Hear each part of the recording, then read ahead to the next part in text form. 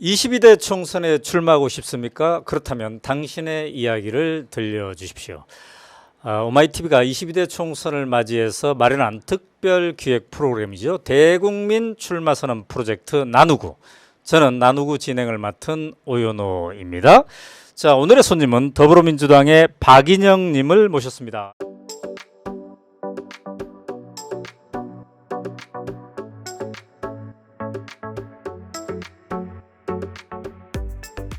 안녕하세요. 반갑습니다. 박인영입니다. 네, 부산에서 오셨죠? 네, 부산에서 왔습니다. 네, 지역구가 부산 금정구네요. 네, 금정구 네. 출마 준비하고 현역은 있습니다. 누굽니까? 현역은 백종헌 의원이시죠? 국민의힘. 네, 국민의힘이고요. 네, 도전자네요.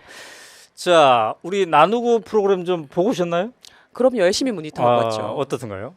우선 이렇게 출마자들에게 말할 기회를 네. 주는 프로그램 굉장히 뜻깊다고 생각을 하고요. 네.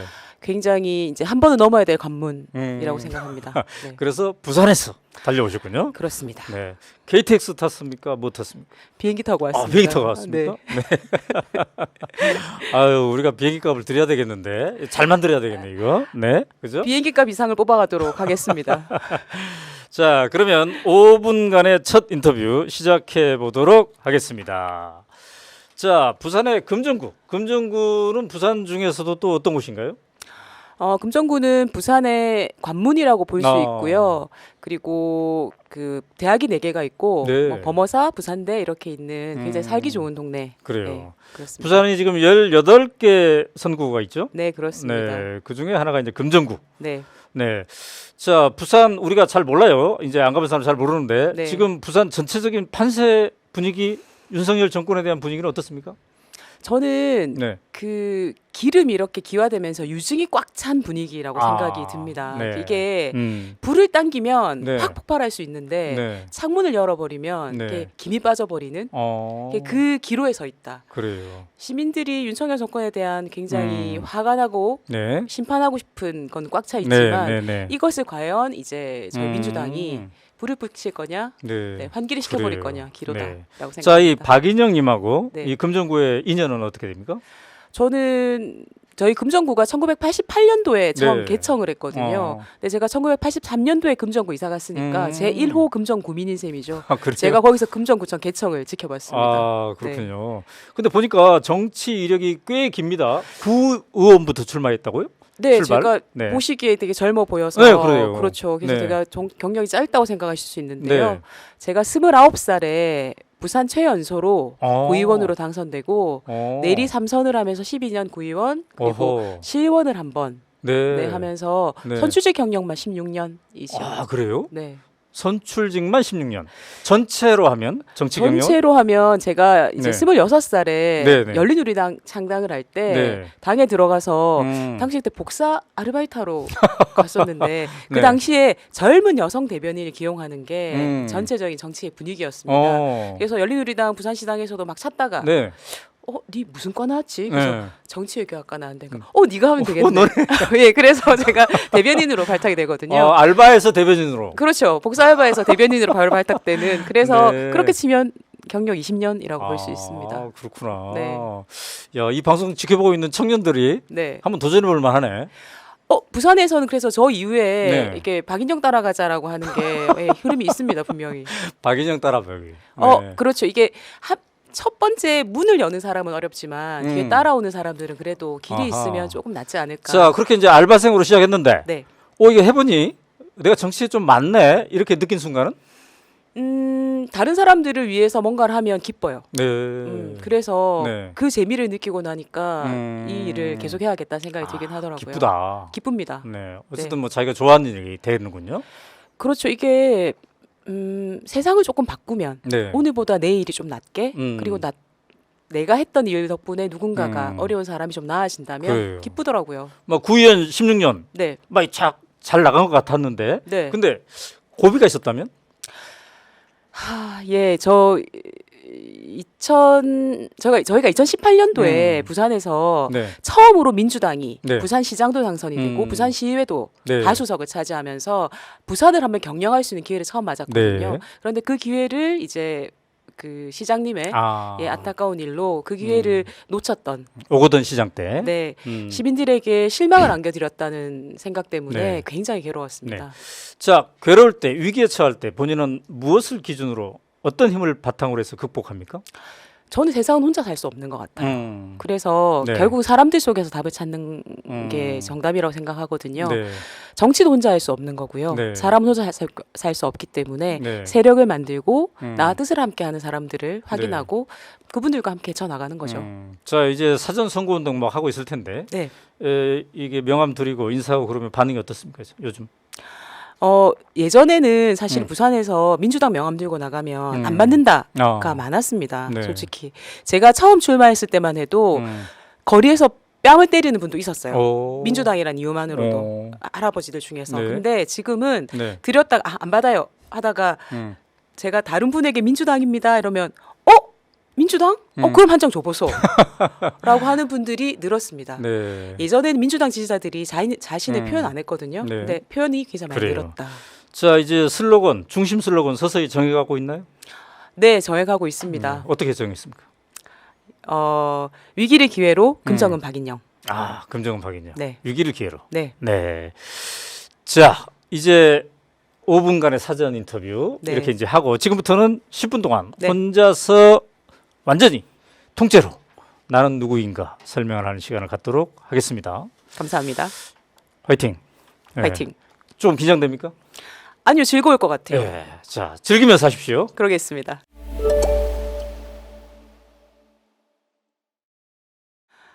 네, 안녕하세요. 저는 부산 금정구에서 첫 번째 민주당 국회의원이 될 박인영입니다. 저는 오늘 세 가지 얘기를 드리려고 합니다. 제일 처음으로는 우리에게 이번 총선은 어떤 의미인가? 그리고 두 번째로는 제가 부산에서 왔는데요. 아마 부산 상황들 다들 궁금해하실 것 같습니다. 그래서 부산에 대한 얘기를 좀 드리고요. 마지막으로는 이번 총선에 부산에서 출마하는 저 박인영에 대한 이야기를 드리겠습니다. 대한민국이 당신들 것입니까? 저는 이번 선거는 국민들이 이렇게 묻는 선거라고 생각합니다. 점잖게 말해서 이렇지. 이 나라가 네 거냐? 당신들이 갖고 있는 그 권력이 네 거냐? 라고 묻는 것이겠죠. 윤석열 정권은 국민들이 위임해준 권력을 철저히 사익을 위해서 쓰고 있습니다. 공무원들 쥐어박아서 처가 땅에 고속도로 놓고 미운 놈들은 압수수색하고 구속하고 별건 수사하고 자기 편들은 주가 조작을 해도 심지어 마약을 해도 수사조차 안 합니다. 아주 신들이 났죠. 얼마 전에 일회용 플라스틱 빨대 규제가 해제됐다는 소식을 듣고 어떤 생각이 드셨습니까?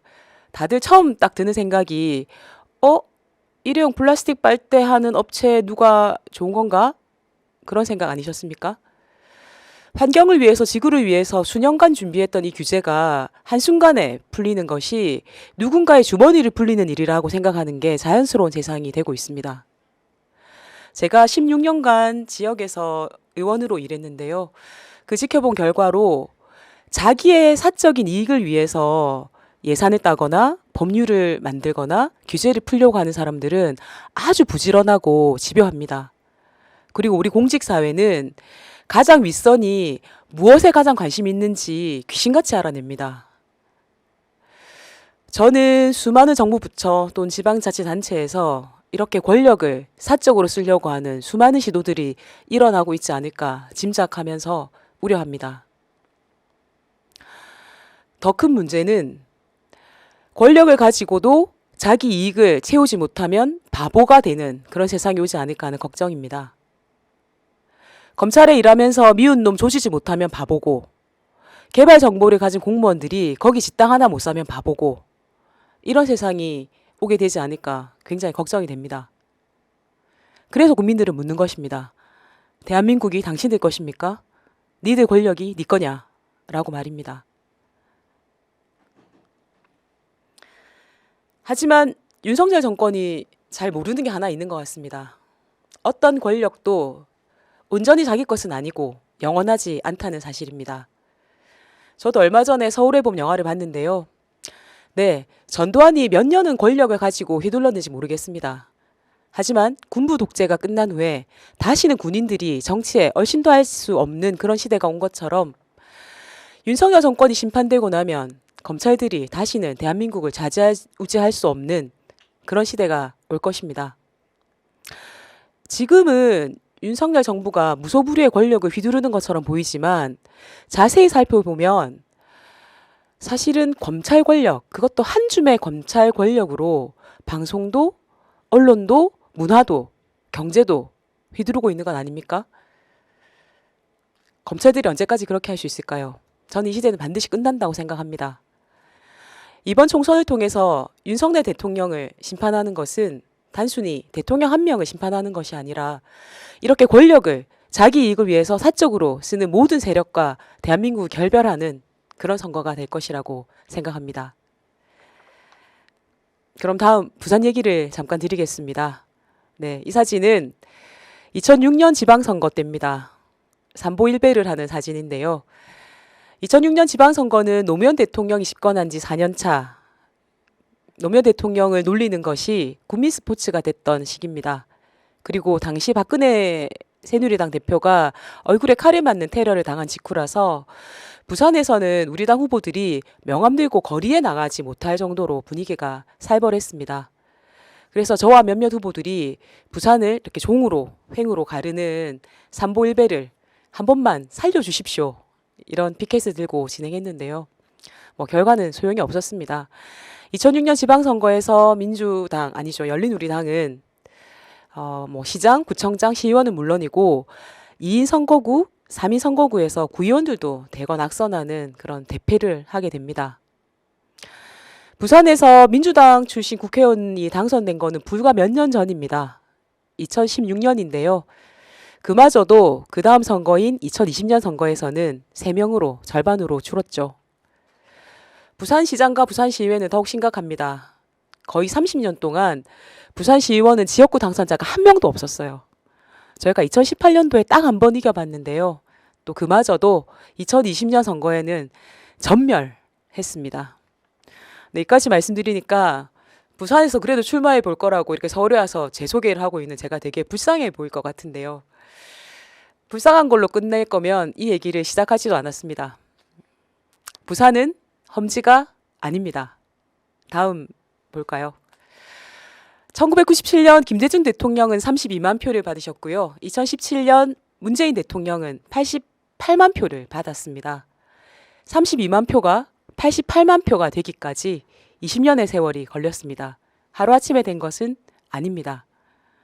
이 88만 명은 그냥 자기 한 표 가서 찍는 사람들이 아닙니다. 2002년 노무현 대통령을 만들 때 20대였던 이분들은 부모님하고 싸워가면서 노무현 뽑아라 하던 분들이고요. 2022년 이재명 후보를 위해서는 50대가 된 이분들은 자식들에게 이렇게 용돈 쥐어 줘가면서 야, 이재명 한 번만 뽑아주라 하는 분들입니다. 평소에는 학교 선생님이고 과일 가게 사장님이고 버스 운전을 하시는 분들이지만 때가 오면 기사를 찾아보고 유튜브를 찾아보고 스스로 알아서 움직이는, 말하자면 수없는 패배에서 단련된 게릴라들입니다. 저는 그래서 이번 부산 선거는 다르다고 자신 있게 말씀드립니다. 민주당만의 힘으로 싸워야 하는 선거라면 아직 부산은 쉽지 않습니다. 하지만 이번 총선은 국민들이 윤석열 정권에게 대한민국 주인은 나다, 네가 가진 권력 내가 위임해 준 거잖아를 확인하는 선거입니다. 그리고 부산에는 무엇보다 수많은 선거에서 단련된 88만 명의 게릴라들이 있기 때문입니다. 그럼 이번 선거에서 부산에서 출마하는 저 박인영에 대한 이야기를 해볼까요? 저는 41살에 부산시 역사상 최초로 여성 부산시의회 의장, 그리고 최초의 더불어민주당 소속 부산시의회 의장, 그리고 전국 최연소 광역의회 의장이라는 기록을 세웠습니다. 정치인들이 웬만한 사고 치지 않고는 하기 힘들다는 지역 일간지 일면, 제가 일면 쫙 펴놓으니까 일면 다 제 사진이 실려 있었어요. 그런 기록을 세웠죠. 그리고 일도 많이 했습니다. 부산은 30년간 국민의힘이 부산시의회를 장악했기 때문에 부산만 고등학교 무상급식이 되지 않고 있었습니다. 그런데 제가 의장에 취임하자마자 고등학교 무상급식 그리고 수학여행비, 교복 지원 2년 만에 다 해치웠습니다. 이 자리에서 다 말씀드릴 수 없을 정도로 많은 일들을 했습니다. 그런데 말입니다. 41살에 민주당, 그것도 여성이 부산의 실질적 넘버2가 되는 게 쉬운 일이었을까요? 아니요. 이 또한 쉬운 일은 아니었습니다. 1997년 저는 김대중 대통령을 찍었던 대학생이었습니다. 말씀드렸던 32만 명 중에 한 명이죠. 2002년도에는 노사모 회원이었고요. 2006년도 열린우리당으로 부산 최연소 구의원으로 당선되었습니다. 그리고 12년간 구의원을 하면서 최연소 상임위원장, 최연소 부의장을 했죠. 부산에 있었던 수많은 선거에서 5번 정도 대변인으로 일했습니다. 2017년 문재인 대통령의 대변인으로 일할 때는 기자들이 인정을 하지 않을 정도였습니다. 저는 최초 역사를 쓰면서 부산에서 성장해 왔습니다. 수많은 지지자들이 단련돼 왔던 것처럼 저 또한 마찬가지입니다. 그래서 저는 출마하지 않을 수 없었습니다. 부산 시민 여러분, 금정구민 여러분, 지금까지 그래왔던 것처럼 저 박인영과 함께 부산을 바꿉시다. 문성열 정권을 혼내고 민주당을 다시 한번 부산에서 바로 세웁시다. 감사합니다.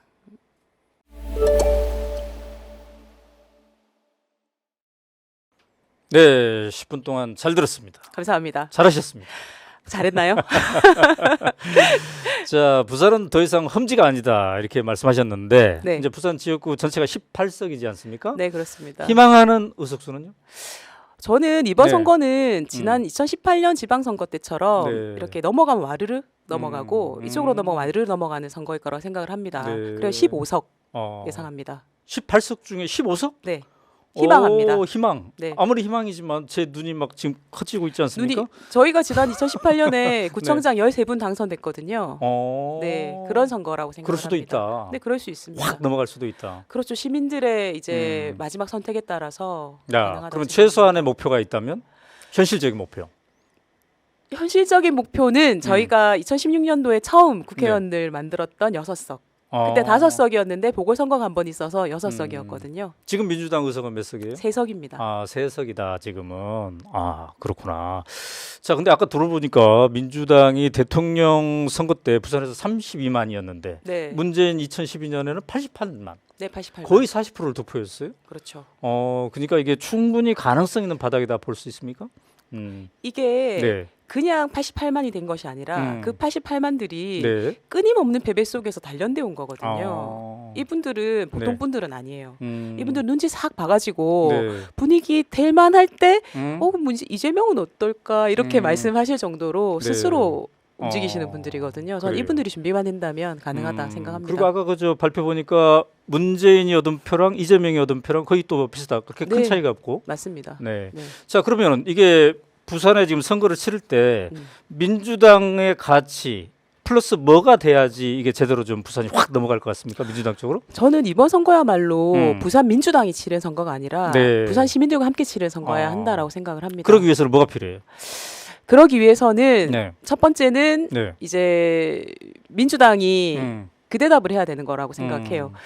이번 총선이 끝나고 나면 네. 윤석열 정권은 실질적으로는 업무 정지 상태에 음. 이를 것이라고 생각을 하고 네. 그럼 국정의 운영권이 국회로 오는데 그러면 이 국회 다수당인 민주당이 국정을 어떻게 운영할 것인가를 제대로 보여준다면 예. 그리고 이제 가능합니다. 확 넘어가면 윤석열 정권이 식물 정권이 될 터인데 네. 2년 만에 말이죠. 그렇죠. 그 이후로는 어떻게 할 거냐 살짝 걱정되는 시민들도 있을 터인데 민주당이 확실한 대안을 제시해야 된다.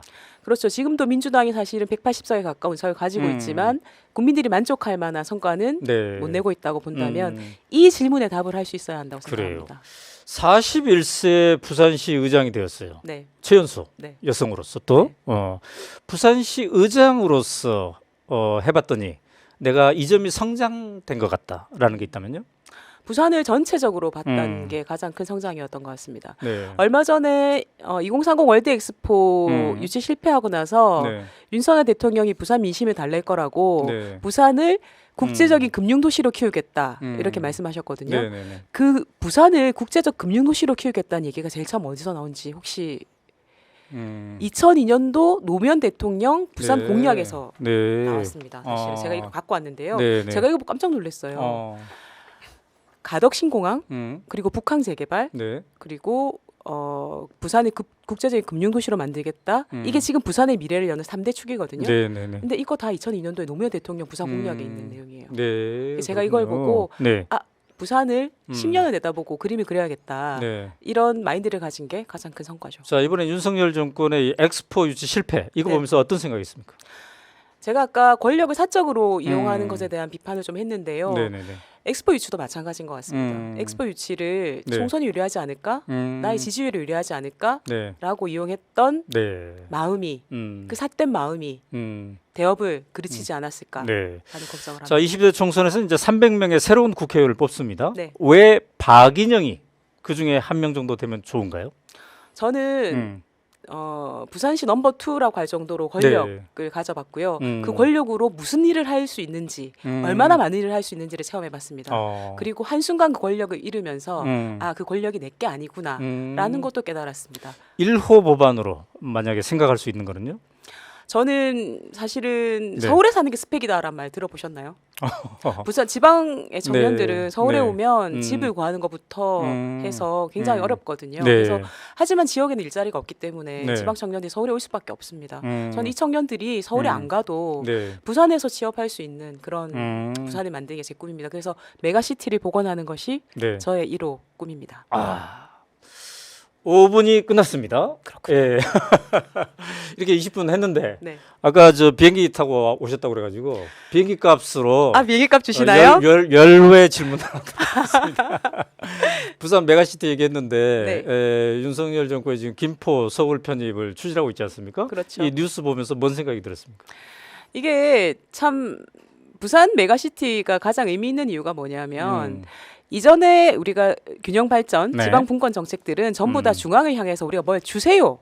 지방에 좀 나눠 주세요였어요. 네, 근데 네. 메가시티는 그게 아니라 네. 지방의 도시들끼리 연대해서 아. 우리 스스로 상생의 길을 찾겠다. 그리고 우리가 국제적인 도시가 되어서 다른 국제 도시하고 경쟁해서 네. 살 길을 찾겠다라고 하는 굉장히 자립적인 정책이었습니다. 네. 이 정책을 하루아침에 뒤집어 엎고는 잘 나가는 서울을 메가시티를 만들겠다는 걸 보고 이 사람들은 부산의 미래를 발로 걸어차 버리는구나. 부산에서 뽑아줬는데 배신을 쉽게 하는구나. 그런 씁쓸한 마음이 들었습니다. 네, 잘 알겠습니다. 자, 지금까지 부산 금정구에서 출마를 희망하는 박인영님과 대화를 나눠봤습니다. 감사합니다. 고맙습니다. 22대 총선에서 뛰고 싶습니까? 그렇다면 당신의 이야기를 들려주십시오. 22대 총선을 맞이해서 오마이TV가 마련한 특별 기획 프로그램 나누구, 이게 대국민 출마 선언을 하는 건데요. 지난 12월 12일 이제 22대 총선 예비 후보자 등록이 시작됐습니다. 그야말로 본격적으로 22대 총선 레이스가 시작이 된 셈인데요. 이 나누구에는 누구나 도전이 가능합니다. 성별, 지역, 나이, 정치 경력 상관없이 여러분 도전할 수 있습니다. 자, 오늘의 도전자는 더불어민주당의 김홍국님을 모셨습니다.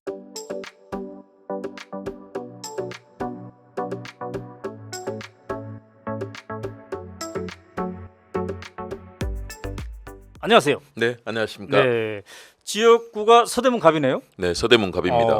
우상호 네. 전 원내대표, 네네. 우상호 의원이 불출마를 선언한 곳이고요. 사선을 하셨던 곳인데 그렇죠. 불출마를 선언했습니다. 그래서 제가 네. 도전장을 냈습니다. 네, 이게 참 굉장히 중요한 지역구잖아. 그래서 그럼요. 이제 관심이 집중되고 있는 그런 곳입니다. 맞습니다. 네. 이 서울의 요충지이기도 하고요. 네, 정치 네. 1번지는 아닌데 2번지는 된다고 봅니다.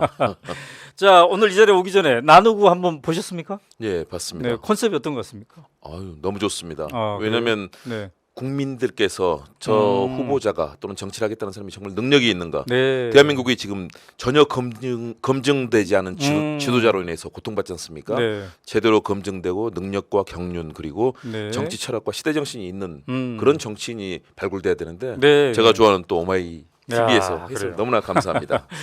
네, 그러면 이제 룰은 알고 있으니까 5분 사전 인터뷰. 예, 지금부터 시작해 보도록 하겠습니다. 네. 네. 자, 이 서대문 갑지역. 여기는 왜 선택한 거죠? 인연이 있다면요? 네, 제가 원래 광주 출신입니다. 네, 네. 그리고 고등학교는 전주에서 나왔기 때문에 네. 이제 어린 시절은 호남에서 음. 보냈습니다. 전남, 광주, 전북 아. 두루두루 다녔었고요. 네. 이 대학을 이제 1983년에 음. 연세대학교 서대문에 있는 연세대학교 네. 입학했습니다. 그리고 석사까지 음. 거기서 했고요. 또 박사는 역시 네. 서대문에 있는 그래요. 경기대학교에서 했습니다. 음. 그리고 거기서 겸임 교수로 이제 교수 생활도 한 10년 아, 했죠. 네. 그러니까 대학교에 들어간 이후 제 인생의 음. 40년, 네. 제 모든 청춘과 중년의 모든 것을 서대문에서 살았습니다. 아, 그렇기 그렇군요. 때문에 일단 서대문 지역이 저에게는 가장 음. 중요한 곳이고요. 네. 또 이곳에서 제가 저희 아들 때문에 학교 운영위원장을 4년 안산초등학교 오. 그 당시는 교육부 출입기자를 했습니다. 네. 학교 운영위원회가 생겼는데 일선 학교의 뭐 교장 선생님이라든가 그래요. 그 시스템에 잘못된 황제적 경영들 음. 이런 부분을 바꾸고 민주적인 학교가 되는 길을 네. 제가 그때 파악을 했거든요. 그래서 그래서 거기 출마해서 이제 운영위원장도 4년 하고 그래요. 그러니까 제 삶의 모든 게 이루어진 곳이 지역은 서대문이고요. 그래요. 마침 또 이 연세대 선배인 우상호 선배가 불출마하시니까 어. 이곳은 제가 역시 정치적으로도 그렇고 또 사회적으로도 충분히 이 지역 발전과 국가 발전에 도움이 그래요. 되겠다 생각입니다. 자, 그러면 이제 선배격이 우상호 의원인데 찾아가봤습니까? 내가 당신의 후계자가 되겠다 이렇게 한번 예, 그럼요. 네, 국회 그랬더니 뭐라고 찾아갔죠. 그랬더니 음. 이 지역은 현역 의원 불출마기 때문에 전략공천을 하겠다. 예. 전략공천을 받으면 될 거다라고 하시더라고요. 그래서 제가 전략공천보다는 네. 저는 당당하게 경선하는 것이 좋겠다. 아. 왜냐하면 경선을 해야 음. 거기는 권리당원 민주당 시스템에 따르면 권리당원 50, 여론조사 50이거든요. 네, 그렇죠. 이렇게 정확한 평가를 받으면 음. 선거의 후유증도 적고요. 아. 그래서 이런 이 경선을 통해서 그래요. 또 서대문에서 민주당 바람도 일으킬 수 있습니다. 네, 네. 그래서 저는 그렇게 하겠다라고 말씀을 드렸는데요. 음. 아직도 뭐 전략 공천을 할 수도 있고 네. 또 경선할 수도 있기 때문에 그러나 민주당 전체 방침은 경선이거든요. 네, 꼭 네. 이기고 싶습니다. 아. 자, 현역 의원이 불출마를 선언한 서울의 거의 유일한 지역구 아닌가요? 유일합니다. 유일하죠. 그렇기 네, 다른- 때문에 이제 네. 다른 도전자들도 많이 있을 텐데 지금 김홍국 씨 말고 또 누가 그런 데고 있습니까? 또 한 분이 지금 네. 뛰고 있습니다. 비례대표 음. 세브란스 노조위원장 출신인 이수진 아, 의원이 이수진 의원. 예, 네. 그분이 이제 비례대표인데요. 그래요. 지난 5월부터 지역 사무실 원래는 지역 사무실을 여는 건 아닌데 네. 과감하게 열심히 뛰고 그랬어요? 있습니다. 자, 이제 기자도 오래 하셨는데 기자 출신인데 내가 정치를 해야 되겠다라고 생각을 했어요. 자, 언론인 활동과 기자 활동의 가장 큰 차이는 뭘까요? 기자로는 역시 취재 보도, 공정하고 객관적인 그 보도가 네네. 굉장히 중요한데요. 네. 언론과 정치를 저는 같이 특히 이제 음. 박사도 뭐 저는 정치학 박사를 했습니다. 네. 그 박사 논문도 대통령의 국정 어젠다, 대통령이 어떻게 국정 어젠다를 세우고 성공하는가 네. 거기에 대한 연구를 했었거든요. 음. 그래서 그리고 뭐 국회 출입기자 또 노무현 대통령 퇴임하실 때까지 청와대 네. 출입기자도 하고 현장에서 정치를 직접 지켜보고요. 네. 또 이재명 대표가 경기도지사 할 때 이제 음. 대변인으로 일했었죠. 네, 그래서 행정과 정무적 감각을 같이 저는 음. 익혔습니다. 음. 그냥 기자라고 네. 한다면 아무래도 공정하고 객관적인 보도가 필요할 텐데 네. 거기에 더해서 대한민국의 미래 음. 또 저는 가장 중요한 요소는 민주주의와 평화라고 봅니다. 네. 한반도의 미래는 민주주의가 꽃피는 나라 그리고 남북관계 외교관계를 잘해서 평화가 네. 꽃피어야 되는데 결국은 그런 일을 하기 위해서는 음. 국회의원이라는 헌법기관의 역할이 굉장히 중요하다는 그래요. 판단했습니다. 근데 이 지역이 말이죠. 네. 이성은 현 구청장 이제 국힘이잖아요. 그렇습니다. 그쪽도 또 몇 차례 당선됐어요. 그래서 두번 간단치 됐습니다. 않는 지역입니다. 네. 그래서 민주당에게 꼭 유리하지만은 않는 지역인데 내가 만약에 최종 후보가 된다면 이 점 때문에 이길 수 있다. 쉽지 않은 지역입니다. 지난번 대통령 선거, 지방 선거 다 졌습니다. 민주당이. 그렇기 때문에 만만치 않은 지역인데요. 저는 네. 몇 가지 장점이 있습니다. 네. 역시 서대문에서 40년을 살았기 때문에요. 서대문 지역을 골목 구석구석 아하. 가보지 않은 곳이 없습니다. 네. 그리고 서민들의 애환 모든 이런 서대문 현안을 파악하고 음. 있고요. 더불어서 서대문 인구가 약 네. 40에서 50%가 호남 인구입니다. 아, 네. 저는 이제 광주, 전남, 전북 출신이지 않습니까? 네. 많은 호남 분들이 저를 반겨주시고요. 네. 서대문 분들도 서대문 사람이라고 반겨주십니다. 음. 더불어서 그동안에 다양한 행정, 네. 박원순 시장께서 하실 때는 TBS 보도국장, 서울시 공무원이었죠. 네. 그리고 이재명 대표 때는 대변인 했지 않습니까? 아. 그런 역할을 통해서 정무와 행정을 다 잘할 수 있다. 자, 슬로건은 정했습니까? 정했죠. 뭡니까? 서대문의 아들, 음. 서대문의 파랑나비. 파란 나비. 네. 왜 파란 나비? 제 이름이 김홍국입니다. 네. 파란색 나비가 아. 되겠다는 겁니다. 그리고 우상호의 후계자 이재명의 대변인 이렇게 정했습니다. 네, 5분이 지났습니다. 잘하셨습니다. 네, 감사합니다. 자, 지금부터는 이제 10분 동안 혼자서 나는 누구인가를 설명하는 그런 시간을 갖도록 하겠습니다. 네, 화이팅입니다. 네, 열심히 하겠습니다. 여러분 안녕하십니까? 김홍국입니다. 서울의 서대문 갑에서 국회의원 출마를 준비 중입니다. 그동안 4선 그리고 2번의 지역위원장을 했던 우상호 의원의 24년 시대가 이제 종료가 됐기 때문에 이 지역에서 지역도 잘 알고 국가 경영도 잘 알고 정치와 행정을 다 알고 있는 제가 그 역할을 맡겠다는 그런 의지로 이 자리에 섰습니다. 이렇게 자리를 마련해 주신 오마이TV에도 감사드립니다. 저는 원래 출신이요. 광주에서 태어났습니다. 광주 출신이죠. 그리고 어린 시절을 광주와 전남 지역에서 보냈고요. 고등학교를 전주에서 나왔습니다. 다시 말해서 전남, 광주, 전북, 호남에서 어린 시절을 보냈던 호남의 아들입니다. 그리고 대학교를 서대문에 있는 연세대학교에 입학을 했습니다. 그래서 학사와 석사를 연세대학교에서 했고요. 서대문에 있는 또 경기대학교에서 박사를 했습니다. 제 인생의 모든 부분 40년을 후반부 40년을 서대문에서 보냈습니다. 일단 서대문의 우상호 선배께서 불출마하기 때문에 저는 이 자리에서 그동안 언론 경험 그리고 민주주의와 평화의 경험을 가진 제가 정무적 감각과 다양한 그런 경륜으로 이 역할을 하겠다는 그런 포부를 갖고 있습니다. 쉽지는 않습니다. 대한민국의 지형이 너무 어렵습니다. 국가는 민생의 위기, 민주주의의 위기, 남북관계 위기, 과거 김대중 대통령이 토로하셨던 3대 위기가 지금 대한민국을 감싸고 있습니다. 서민들은 죽겠다는 목소리입니다. 제가 어제 만났던 벤처기업인들 R&D 예산이 다 깎이면서 이번 예산에서 다 빠졌죠. 전액 삭감됐습니다. 그러다 보니까 일부 벤처기업인들은 아예 인력도 뽑을 수도 없고 프로젝트도 할 수 없다고 합니다. 이제 문 닫아야 된다고 고통스러워합니다. 시장 상인들 마찬가지입니다. 두 집 걸러 한 집이 지금 문 닫는 공실 현상 나타나고 있습니다. 이제 바꿔야 합니다. 대한민국의 큰 틀부터 바꿔야 됩니다. 정치가 그냥 바뀌겠습니까? 저는 정치는 가장 중요한 요소가 민주주의라고 생각합니다. 삼권 분립입니다. 행정부, 입법부, 사법부가 서로 견제하면서 잘못된 민주주의 시스템이 들어올 때는 이것을 서로 견제하고 바꾸는 그런 균형추 역할이 필요합니다. 미국의 건국의 아버지들이 했던 이 삼권 분립의 민주주의 시스템이 대한민국에서 위기를 맞고 있습니다. 행정부가 독주하고 있고요. 검찰이 모든 정치와 입법 행정에 간섭하는 그런 시대가 됐습니다. 검찰 폭주의 시대가 됐는데요. 입법부가 제 역할을 해야 되는데 계속해서 입법부는 여야 간의 극한적인 갈등 그리고 행정부의 수장인 대통령이 야당을 무시하고 야당 대표의 만남도 거부하는 그런 상황이 이어지고 있습니다. 정치가 회복이 돼야 됩니다. 정상적인 정치, 여야가 서로 만나서 협치하고 좋은 입법, 민생 입법을 하는 그런 정치가 복원이 돼야 되는데 지금의 한국 정치는 입법이 불가능한 시대가 됐습니다. 윤석열 대통령이 얘기했던 자신의 공약도 거의 대부분 거의 70% 가까이가 입법화되지 못하고 있습니다. 예산도 투입되지 못하고 있고요. 다시 말해서 윤석열 정부는 실패할 수밖에 없는 그런 정치적인 운명을 갖고 있습니다. 그렇다면 야당은 잘하고 있는가? 야당도 그 수렁에 빠져서 헤어나지 못하고 있습니다. 저는 그래서 민주당 혁신, 개혁 정말 필요하다고 봅니다. 현역 국회의원들 그리고 정당을 구성하고 있는 핵심적인 당직자들이 열심히 국민을 섬기는 정치를 하고 있지 않습니다. 잘못된 정치에는 맞서 싸워야 됩니다. 좋은 입법 내고 정책해야 되는데 그 부분이 아직 부족합니다. 이재명 대표라는 제가 경기도에서 2년을 경험했습니다. 정말로 유능하고 혁신적인 분입니다. 수많은 정책, 100여 가지 정도 전 세계 어디도 실시하지 않는 정책들을 개발해서 경기도민들을 행복하게 해드리는 현장을 저는 같이 목격하고 이것을 도민들과 소통하고 국민과 소통하는 역할을 했습니다. 언론과도 많이 만나서 국민들을 위한 좋은 정책을 설명해야 되는데 지금 어떻습니까? 언론과의 단절 그리고 언론도 양극화되어 있는 상황입니다. 여기서 유능한 정치가 그 힘을 발휘해야 됩니다. 국민들을 위한 입법을 해야 되고요. 또 예산을 투입하고 이번에 다 삭감된 어르신 예산 또 청년을 위한 예산들 R&D 예산 이번 예산에서 가장 큰 그 단점 중에 하나는 저는 문화예술 분야의 예산이 거의 다 삭감되고요. 또 독서문화 예산까지 삭감이 됐습니다.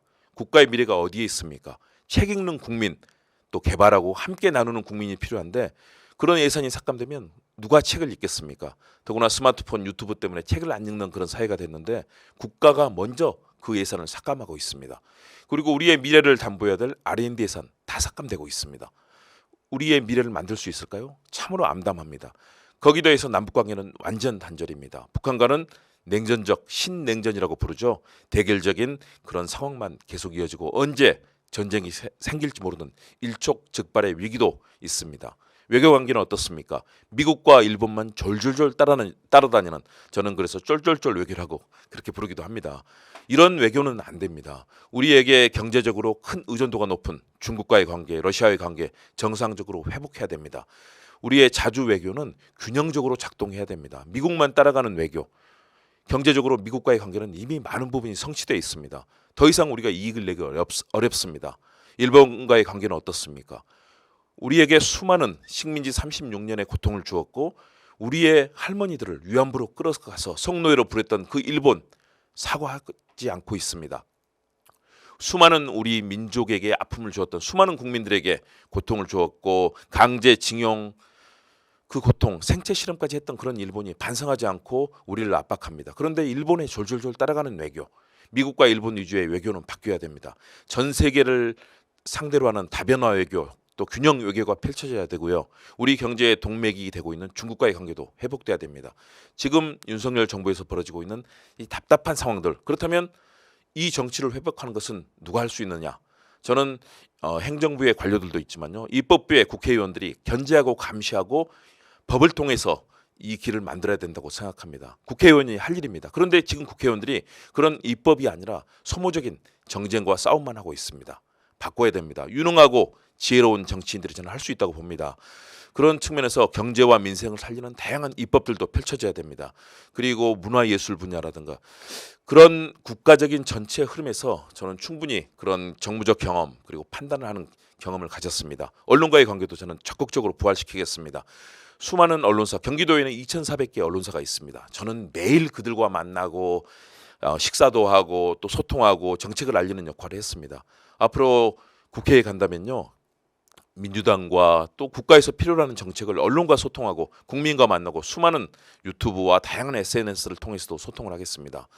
서대문도 위기입니다. 강남에 지나친 세수와 세금이 투입이 되고 있습니다. 서부권이라든가 전국 전체가 위기에 빠져 있습니다. 지방 소멸의 위기입니다. 이번에 김포를 서울시에 편입하겠다는 그런 졸렬하고 편협한 발상 보십시오. 있어서는 안 되는 거죠. 거대화되고 있는 서울을 좀 더 줄이고 지방을 살려야 되는 그런 국가적인 균형 발전이 이루어져야 하는데 지금 정부는 어떻습니까? 더 서울을 키우고 또 이 지역은 공동화시키는 그런 정책으로 가고 있습니다. 바꿔야 합니다. 서대문도 많이 침체돼 있습니다. 서대문 지역에요. 마트 하나 지금 제대로 없습니다. 대형 마트가 없으니까요. 주민들은 다른 지역으로 차를 가지고 가는 그런 불편이 많습니다. 더불어서 문화예술도 서대문 문화체육회관 거기 예술 공연장이 하나밖에 없습니다. 연세대 백주년 기념관이 있긴 한데요. 지역사회 시민들이 즐기고 향유할 수 있는 문화예술 공간도 별로 없습니다. 바꿔야 됩니다. 서울 전체로도 균형 발전시켜야 되고요. 경기도 수도권과 같이 손잡고 다양한 정책을 펼쳐야 됩니다. 저는 그런 자신이 있습니다. 그동안 만들었던 수많은 정책, 입법의 과정들, 그리고 공직자들이 일하게 만드는 거, 공직자들에게요 무조건 압박한다고 해서 일하지 않습니다. 그분들이 성취 동기를 가지고 일할 수 있게 다양한 그런 제도를 만들고 또 규정을 주고 성취 동기를 부여해야 됩니다. 저는 의원이 된다면요. 지역 주민들을 많이 만나겠습니다. 지역 주민들의 현장의 생생한 얘기, 현장에 답이 있다고 하지 않습니까? 우문현답, 우리의 답은 현장에 있다라고 합니다. 저는 그 정신으로 기자실에도 마찬가지입니다. 모든 기사의 단초는 현장에 있습니다. 현장 찾아가면 어떤 국민들이 고통받고 힘들어하는지 그리고 어떤 정책이 필요한지를 생생하게 그들의 이야기를 통해서 전달할 겁니다. 그리고 이것을 입법화하고 또 구청 내에서는 조례화시키고 하면서 큰 길을 만들어야 됩니다. 코로나 이후에 우리나라 국민들 많이 지쳐 있습니다. 산업들도 회복되는가 했더니 지금 너무나 어려운 상황입니다. 공실이 늘고 있고 기업체들은 계속해서 속출해서 문을 닫는 기업들이 속출하고 있습니다. 우리나라 90%가 중소기업입니다. 중소기업이 다 죽어나가고 있습니다. 대기업 위주의 감세와 편향적인 정책 이거 바꿔야 되겠죠. 제가 보여주는 저 문화예술 사랑하는 모습 이 보시죠. 제가 연탄 나눔 봉사도 많이 했고요. 음악을 좋아해서 또 노래도 많이 부릅니다. 많은 시민들과 함께 봉사하고 함께 나눔에 하는 그런 현장들로 앞으로도 계속 갈 겁니다. 국민이 행복해야 나라가 행복해집니다. 맨 첫 출발은 정치와 행정이 제 역할을 하도록 민주주의와 평화의 길을 제대로 복원시키고 함께하는 세상을 만드는 겁니다. 제가 존경하는 김구 선생, 김대중 대통령, 노무현 대통령, 문재인 대통령 그리고 이재명 대표와 함께 저는 민주주의 반드시 회복시키고 활성화시키겠습니다. 저 김홍국 반드시 할 수 있습니다. 김홍국은 합니다.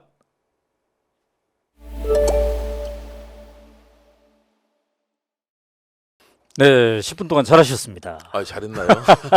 예쁘게 봐주시기 바랍니다. 자, 이번에 총선에 출마한다니까 가족들의 반응은 어때요? 가족들은 걱정이죠. 걱정이에요? 왜냐하면 정치인이라는 것은 네. 자신의 사생활을 다 내놓아야 되고요. 네. 주말에도 뭐 양로원, 고아원 어려운 곳들 찾아가야 되고 종교시설도 가서 그래요. 위로드려야 되지 않습니까? 그렇기 때문에 네. 개인의 생활은 다 없는데 잘못하면 감옥 가지 않습니까? 저는 3분의 1 정도는 항상 네. 교도소 담장을 걷는 것이 정치인이라고 보는데요. 아, 그러나 지금 대한민국 상황이 너무 절박하고 그래요. 어렵기 때문에 음. 제가 희생하더라도 이 역할은 꼭 해야 되겠다는 생각으로 네. 나왔습니다. 네. 자, 서대문 갑 현재 아침 저녁으로 어떤 수준의 선거 운동을 하고 있습니까? 저는 많은 분들을 만나 뵙는 그리고 네. 이제 일단은 지역에 중요한 행사들이 있습니다. 아. 거기 가면 지역의 오피니언 리더들 또 많은 주민들이 오시거든요. 네. 일단 그런 큰 행사에는 가능한 한 빠지지 않고 가서 찾아가서 만나 뵙고요. 네.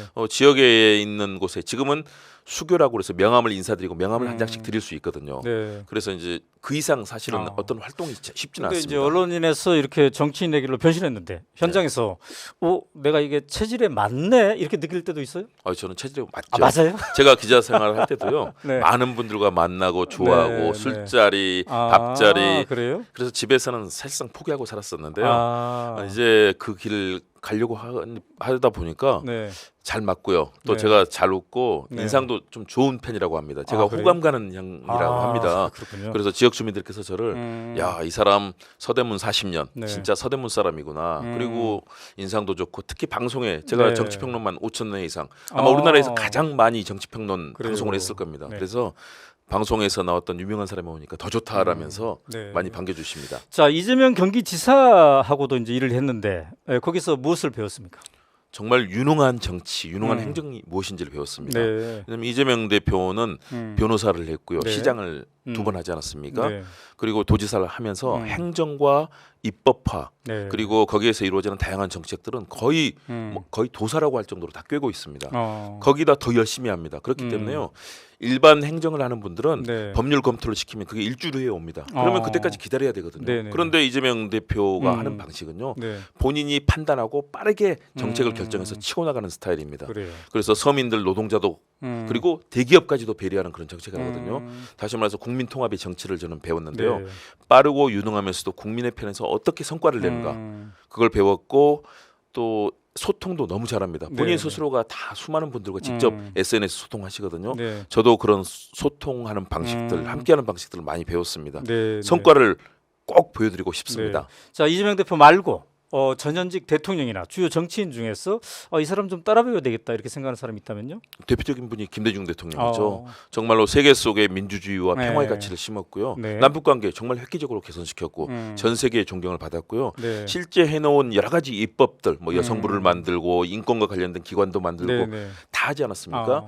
다시 말해서 현장에서 싸우는 정치도 했지만 여러 가지 좋은 정책을 제도화시키고 법률화시키고 네. 이것들이 지금까지 올 수 있게 생산적 복제 그래요. 개념들 정말로 존경하는 분이고요. 노무현 대통령도 정말 깨어있는 시민의 가치 실천하기 위해서 소탈했고요. 네. 좋은 점들을 저는 많이 배웠고요. 넬슨 만델라 대통령 제가 존경해서 책도 냈습니다. 아, 그렇군요. 네. 자, 국회에 만약에 들어간다면 이런 법안 정도는 내가 좀 만들어야 되겠다 이렇게 생각하는 것도 있나요? 여러 가지가 있습니다. 그중에 그런데 일단은 대표적으로? 지금 이 문화예술과 관련해서 수많은 분들이 함께 향유하고 네. 거기에서 문화예술뿐만 아니라 정치 교육도 유럽에서는 정치 교육 하지 않습니까? 우리나라는 그런데 그걸 못하게 하고 있거든요.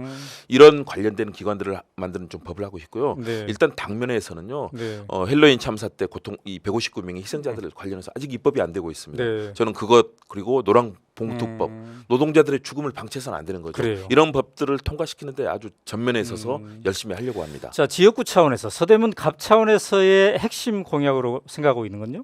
일단은 아까 말씀드린 것처럼 네. 너무 뒤쳐져 있습니다. 아. 그래서 이 문화예술을 음. 즐길 수 있는 곳이 예술체육회관 딱 하나밖에 없습니다. 네네네. 그런 공연장이라든가 함께 만들 수 있는 곳들이 필요하고요. 네. 대형 마트가 하나도 없습니다. 음. 이런 것들을 유치해서 일단 시민들이 안전하고 편안하게 자기 생활을 해야 되거든요. 네. 그리고 유진상가 음. 과거의 건물이 아직도 도심 발전을 방해하고 있습니다. 네. 이거 빨리 철거하고 음. 새로운 이 강남권 그리고 서부권을 네. 연결시키는 그런 음. 기능들을 회복하는 거, 그렇군요. 도심으로 활성화시키는 거. 네. 또 하나는요. 네. 독립문과 서대문연구소가 있습니다. 그래서 음. 보훈과 독립, 네. 이 민주주의 가치를 만드는 음. 그 특구를 좀 만들어서요. 네, 네. 이런 독립 정신도 함양시키고 싶습니다. 네. 자, 5분 이렇게 썼습니다. 네, 감사합니다. 아까 그 방송에 몇 번 출연했다고요? 5,000회 이상 했죠. 5,000회 이상. 그러니까 1시간짜리 그런 정치 토론 프로그램이 그래요. 있으니까 아마 네. 대한민국에서 저보다 많이 한 사람은 없을 겁니다. 기자 출신이고 방송도 그렇게 많이 출연했고 이제는 정치인의 길로 가고 있으니까 열외 질문 하나 하겠습니다. 네. 그래서 이번 총선에 어떻게 됩니까? 여야 여야가- 결론이 어떻게 될 것 같습니까? 어떻게 될 것 같냐고요? 네. 저는 민주당이 승리한다고 봅니다. 과반 의석은 확보할 수 있다고 왜 보고요. 그렇습니까? 윤석열 정부의 실정이 너무 심합니다. 음. 윤석열 정부가 지금 대한민국의 국가 경쟁력, 네. 뭐 여러 가지 외환 보유고, 음. 국민의 삶, 인권 지수, 언론 네. 거의 모두 후퇴해가고 있지 않습니까? 네. 그리고 정책은 초보 수준이죠. 주요한 포스트에 네, 다 검사 네. 출신들 가고요. 국민들의 실망이 큰데요. 음. 여기서 민주당이 저는 이재명 대표가 워낙 발빠르고 유능하기 때문에요. 네. 마지막 승부수를 통해서 좋은 인재 공천하고 국민들께 음. 만족감을 드릴 겁니다. 그러면 아, 과반 그게 이제 좋은 공천이 마지막 승부수다. 그렇죠. 음. 왜냐하면 뭔가 우리가 좀 깜짝 놀랄 만한 그런 게 좀 있을까요? 저는 있을 거라고 아, 봅니다. 그래요? 왜냐면요. 총선은 지역마다 사정이 다 다르기 때문에 좋은 후보를 공천해야만 각 네. 지역별로 이기는 것이고요. 그래요. 그렇다면 이번 선거에서 이기는데 네. 민주당이 또 얼마나 겸손하게 잘하느냐 네. 여기 달려 있습니다. 네, 잘 들었습니다. 네, 꼭 그렇게 하도록 하겠습니다. 네, 감사합니다. 자, 나누고 오마이TV가 22대 총선을 맞이해서 마련한 특별 기획이죠. 총선 출마 이 도전하는 누구나 와서 나는 누구인가를 설명할 수 있는 프로그램입니다. 오늘 이 시간에는 서대문 갑에서 도전을 하는 김홍국님과 이야기를 나눠봤습니다. 감사합니다. 네, 고맙습니다. 22대 총선에 출마하고 싶습니까? 그렇다면 당신의 이야기를 들려주십시오. 오마이TV가 22대 총선을 맞이해서 마련한 특별 기획이죠. 대국민 출마 선언 프로젝트 나누구. 저는 나누구 진행을 맡은 오연호 기자입니다. 자, 이 시간에는요. 서울 강북을에서 출마를 희망하고 계시는 이승훈 님을 모셨습니다.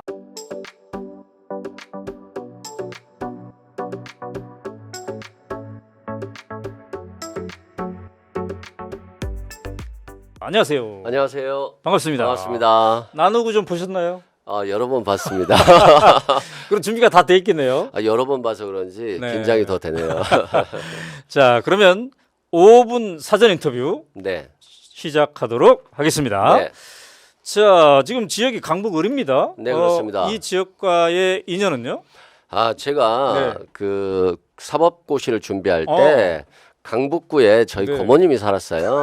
그래서 힘들고 지칠 때마다 고모님 집을 갔었는데 그렇구나. 그 고모님이 항상 맛있게 밥도 해주시고 항상 용기를 북돋아 주셨는데 네. 그게 이제 계기가 됐습니다. 그래요. 네, 자, 현역은 박용진 의원. 그렇습니다. 뉴스에 자주 나오는 분입니다. 그렇죠. 네. 저도 뉴스에 자주 나간 편인데 저보다 더 많이 나가서 아. 인지도에서는 박영진 의원도 만만치 않는 분이죠. 네. 예. 네. 자, 그런데 이제 박용진 의원이 뭐 친명은 아니고 네. 비명이다 이렇게 구분이 돼 있기 때문에 그렇습니다. 친명 쪽 인사들이 많이 도전할 것 같습니다. 그렇습니다. 이제는 아직까지는 뭐 저만 도전하고 아, 있고요. 네. 저는 처음부터 대통령 후보 경선 때부터 이재명 후보의 당선을 위해서 뛰었었고요. 네. 본선에서도 이 더불어민주당 후보가 승리하기 위해서 네, 네. 정말 최선을 다해서 뛰었던 아, 사람입니다. 그렇구나. 네. 자, 현재 그쪽 분위기를 여러 가지로 간파할 수 있는데 뭐 주로 정치인들은 출판 기념회가 어땠냐 그러더라고요. 네, 그렇습니다. 어땠습니까? 언제 했고 어땠습니까? 저는 이제 11월 25일에 했는데요. 네. 박용진 의원이 출판 기념회를 했는데 네. 통장분들께도 직접 선수 전화를 하셔서 네. 저도 사람이 많이 안 오면 어쩌지 너무 걱정을 했거든요. 네네네. 그랬는데 그래도 또 열심히 잘 살아왔던 것 같습니다. 박용진 의원보다는 네. 더 많이 왔다라고 하는 게 지역 아. 주민들께서 말씀해 그 주시더라고요. 이제 지역 주민들의 것이죠. 네, 그렇습니다. 우리가 가서 확인을 안 했으니까. 네. 네. 자, 지역의 민심 이게 네. 직접 볼 텐데 이 윤석열 정권에 대해서는 어떻습니까, 좀? 정말 안 좋습니다. 네. 왜 그러냐면 민생이 너무 안 좋잖아요. 네네네. 근데 대통령이 자꾸 미국에 가가지고 네. 팝송을 부르고 영국에 가서 황금 네. 마차를 타고 셰익스피어의 시구절을 읽고 네. 이런 모습들이 정말 국민의 현실과 너무 다르거든요. 네, 동떨어진 모습이고 그리고 엑스포도 마찬가지지 않습니까? 네. 119대 29. 정말 국민의 자존심이 망가졌거든요. 네. 그래서 대통령이 해외 순방이 아닌 부부동반 해외 여행 아니냐 네. 이런 비판까지 있지 아하. 않습니까? 그런 모습들에 강북 국민들이 굉장히 네. 실망하고 있다 이렇게 말씀드립니다. 네. 자, 이제 정치 신인이라고도 우리가 볼 수 있어요. 변호사를 오래 하셨는데 네. 왜 정치의 길로 들어섰습니까? 이건 정말 좀 우스운 얘기인데요. 네네네. 제가 어렸을 때 모래시계를 봤습니다. 모래시계 보셨죠? 연속극. 예. 정말 길거리에 사람이 없을 정도로 유명했던 건데요. 네. 우리 박상원 씨가 그때 굉장히 중요한 캐릭터였는데 네. 이 박정희 정부의 군부 독재를 타도하기 위해서 열심히 시위를 하다가 네. 군대에 끌려갔는데 특전사가 되고 네. 그리고 나서 검사가 되고 네. 이런 모습들이 네, 있었어요. 네, 네. 그러면서 정의를 위해서 노력했던 사람이었는데 네. 그때 정치가 이렇게 세상을 바꿔야 되겠구나. 정치가 바뀌지 않으면 세상이 바뀔 수 없겠구나. 이런 그런 막연한 꿈을 가지고 있었고요. 네. 강북구에 오면서 네. 어떤 서민들의 삶들, 사회적 약자의 어려움들을 생각하면서 변호사로서의 역할뿐만이 아니라 네. 국회의원으로서 법을 만들어서 또 좋은 법을 실행을 해서 네. 좀 국민들께 도움이 드려야 되겠다 이런 생각으로 근데 나섰습니다. 가족들은 뭐라고 합니까? 정치인 하겠다니까. 당연히 뭐 적극 찬성은 안 하고요. 네. 저는 그렇습니다. 제가 음. 우리 강북구를 바꿔보고 나라를 바꿔보기 위했다는 꿈을 가지고 열심히 뛰듯이 네. 그만큼 가족에는 소홀히 하지 않습니까? 가족들은 가족의 삶을 살고 하고 싶은 게 제 네. 생각이고요. 네. 또 저는 저의 꿈을 반대하지는 않고 있기 때문에 또 열심히 저는 저대로 또 뛰어보겠습니다. 네. 근데 이 지역구가 이제 현역은 박용진 의원이지만 뉴스에 간간히 정봉주 전 의원도 도전한다 이런 얘기도 있던데. 네, 저도 이제 정봉주 의원님을 뵀는데요. 네. 정봉주 의원님, 네. 강북구는 제가 책임지겠습니다. 박용진 의원 제가 잡을 테니까요. 걱정하지 마시고요. 좀 네. 민주당의 험지로 가서 꼭 싸워서 이겨주십시오. 그게 우리 정봉주 의원님 같은 큰 인물이 하실 그런 행동이 아닌가 싶습니다. 정봉주 의원을 큰 인물로 예, 생각하시고 그렇습니다. 계시군요. 네. 자, 그러면 이제 핵심 슬로건 서서히 정해가고 있습니까? 네, 정해가고 있고요. 네, 네, 네. 강북구는 정말 낙후된 도시고 할 일이 많이 필요한 도시입니다. 네. 정말 말보다는 땀이 필요한 도시지 않습니까? 네. 그래서 제가 네. 발로 뛰는 이승원 아. 이걸 슬로건으로 잡고 있고요. 네. 시민 당원과 함께 가겠습니다. 네. 라고 했습니다. 자, 5분 인터뷰 이렇게 해봤습니다. 네, 사전에 나누고 시청했을 때랑 해보니까 어떻습니까? 그래도 생각보다 편한데요. 그래요. 네, 감사합니다. 네. 자, 지금부터는 이제 10분 동안 본인이 혼자서 나는 누구인가 설명하는 시간을 갖도록 하겠습니다. 자, 아자, 아자아자 화이팅! 화이팅! 안녕하세요. 더불어민주당 전략기획부위원장 20년 강북 마을변호사 이승훈입니다. 저는 광주에서 태어나서 학창 시절을 보냈습니다. 저희 어머니는 늘 저에게 약속을 지켜야 된다, 겸손해야 된다, 정직해야 된다, 말보다는 행동이 앞서야 된다 이렇게 말씀하셨는데요. 그때는 정말 잔소리처럼 들렸는데 지금은 저의 삶의 기준이 되었습니다. 그리고 제가 군대를 육군 병장으로 제대하고 서울 신림동에서 고시 공부를 시작했습니다. 힘이 들 때마다 지칠 때마다 저희 고모님이 계시던 강북구에 왔는데요. 항상 따뜻한 밥과 용기를 북돋아 주셨습니다. 그게 강북구와의 저의 첫 인연이었습니다. 그 당시 강북구 삼양동 미양동 이런 데는 변호사가 없던 곳이었습니다. 그래서 지역에서 어려운 일이 있었어도 법률적인 조언도 받을 수 없었고 도움을 받을 수 없었습니다. 제가 언젠가는 이 지역에 도움이 되어야 되겠구나 이런 막연한 생각을 했었는데요. 사법고시에 합격한 이후에 제가 강북구로 오기로 결심을 했습니다. 그래서 강북 구민들과 서민들의 또는 약자의 법률적인 도움을 드리는 그런 강북 마을 변호사가 됐습니다. 저는 늘 강북구 삶의 현장에서 20년간 강북 구민들과 함께 했습니다.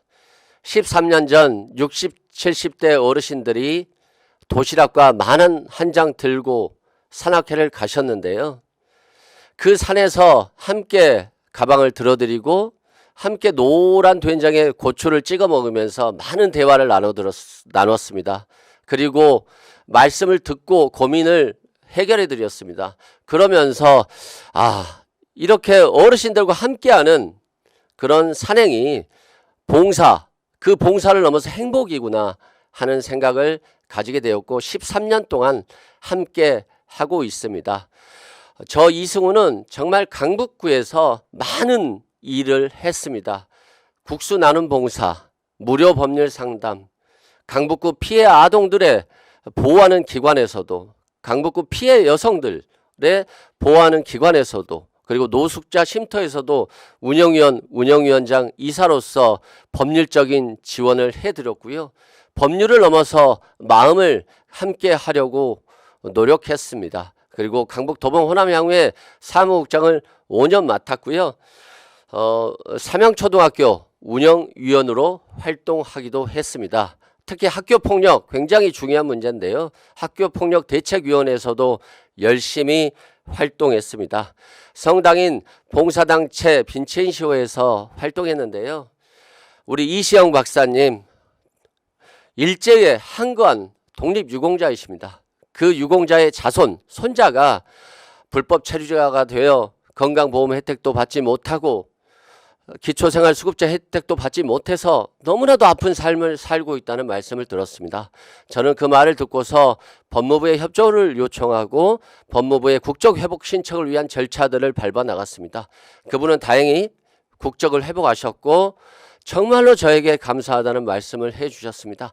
제가 한 일은 정말 소소한 아주 작은 것이었습니다만 그분이 느끼는 그 감동은 정말 큰 것이었고 변호사가 아니라 정치인들이 해줘야 될 일들을 왜 하지 못하고 있을까 하는 이런 안타까움을 생각하기도 했습니다. 저는 이번 총선에서 강북구의 민주주의를 회복하기 위해 나섰습니다. 지난 지방선거에 저는 강북구청장 후보로 나섰습니다. 많은 후보들이 열심히 뛰었습니다. 그런데 갑자기 박용진 국회의원의 사무국장 출신인 정치인이 전략공천 되어버렸습니다. 정말 많은 후보들이 분노했고 참을 수 없었습니다. 그래서 공정한 경선, 전략공천 철회하라고 시위에 나섰습니다. 박용진 의원 사무실에서 말입니다. 그래서 결국 그 전략국전을 철회시키고 여성 경선 지역으로 변경되었습니다. 저는 이순희 현 강북구청장 후보의 총괄선대본부장을 맡아서 열심히 뛰었고 200여 표 차이로 상대에게 패배를 안겼습니다. 그리고 본선에서도 열심히 뛰어서 400여 표 차이로 더불어민주당의 승리를 이끌었습니다. 이제는 자기 이익을 위한 정치, 자기 영달을 위한 정치 하면 안 됩니다. 더불어민주당의 원칙과 소신을 꼭 지켜나가야 됩니다. 저는 그러한 정치를 하고 싶어서 이번에 총선에 나섰습니다. 꼭 바꿔보고 싶습니다. 윤석열 정부의 검찰 독재 그리고 방송 장악 너무 심각한 수준입니다. 방송통신위원장에 또 검사 출신 인사를 임명했습니다. 윤석열 정부는 검사가 아니면 정권 유지가 안 되나 봅니다. 참 한심한 정부입니다. 이 정부를 향해서 더불어민주당은 당당히 싸워야 합니다. 스피커들이 더 분명한 목소리를 내야 합니다. 이정섭 검사 탄핵안이 국회에서 통과됐습니다. 이정섭 검사는 이재명 대표의 대북 송금 사건을 수사하는 검사입니다. 그 검사가 가사도우미의 전과를 조회하고 베이비시터의 전과를 조회하고 처가가 운영하는 골프장의 직원의 전과를 조회했다는 의혹이 있습니다. 의혹일 뿐이라고 변명하지만 해명은 제대로 하지 않습니다. 처남댁 강미정 씨는 자신의 남편을 마약으로 신고했는데 출동한 경찰이 어떤 전화를 받고 다시 돌아갔다고 합니다. 마약 채취를 위해서는 모발을 채취해야 되는데 핑계를 대면서 모발 채취를 하지 않다가 나중에 늦게서야 하고 그리고 무혐의 처분됐다고 합니다. 이게 뭡니까? 이게 사실이라면 국정농단이고 검사가 국가의 공권력을 부당하게 이용한 것입니다. 검사를 탄핵하면 역풍이 불 거야. 안 돼. 중대한 헌법 위반이나 법률 위반이 되었을 때만 해야 돼. 그런데 증거 없잖아. 라고 늘 방어막을 쳐왔습니다. 이제는 그런 말이 통하지 않습니다. 검사는 국민 위에 설 수 없습니다. 이제까지 항상 국민 위에 권림해 왔습니다만 이제는 국민이 그걸 용납하지 않을 것입니다. 검사는 조직의 비호 아래 새 검복을 벗고 새 옷을 입고 항상 출발을 했었습니다. 검사에 대한 기소는 1%에 0.1%에 불과합니다. 검찰개혁 반드시 만들어가야 됩니다. 제가 이 자리에 선 것도 꼭 검찰개혁을 하고자 나왔습니다. 그 누구보다 앞장서려고 하고 있었습니다. 철옹성 같은 검찰 독재 곧 무너집니다. 대한민국 그리고 강북 이제 일어서야 합니다. 삼양동의 참기름집 아저씨 물가는 오르고 가격은 올릴 수 없고 굉장히 힘들다고 하십니다. 미아동의 건강한 아저씨 붕어집을 아무리 짜도 배집을 아무리 짜도 월세 200만 원조차 내기 어렵다고 하십니다. 저는 미아역, 미아사거리역, 솔샘역에서 1인 시위를 하고 있습니다. 강북구는 8년 동안 바뀐 게 없다. 도대체 정치인들 뭐하고 있냐? 어디에 있냐? 라고 비판하십니다.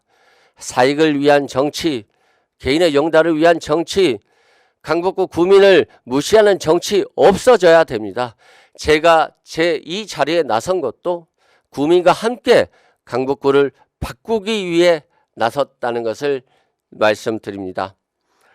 지금 고금리, 고물가로 국민의 허리가 휘어지고 너무 힘들어 하십니다. 윤석열 대통령은 엑스포 유치한다고 곧 될 거라고 일부 언론은 사우디와 접전이라고 떠들었습니다. 그런데 결과는 119대 29입니다. 정보력이 없는 겁니까? 대통령이 귀를 닫은 겁니까? 국민들은 망신입니다. 엑스포 예산에 5,700억을 쐈고 해외 순방에 57억을 썼습니다. 이 570억을 썼습니다. 해외 여행 다닌다고 사람들은 비아냥거립니다. 무능한 윤석열 정부 교체해야 됩니다. 오직 저는 딴짓거리 하지 않겠습니다. 오직 민생입니다. 강북 구민을 섬기고 국민을 섬기는 그런 정치인 되겠습니다. 감사합니다.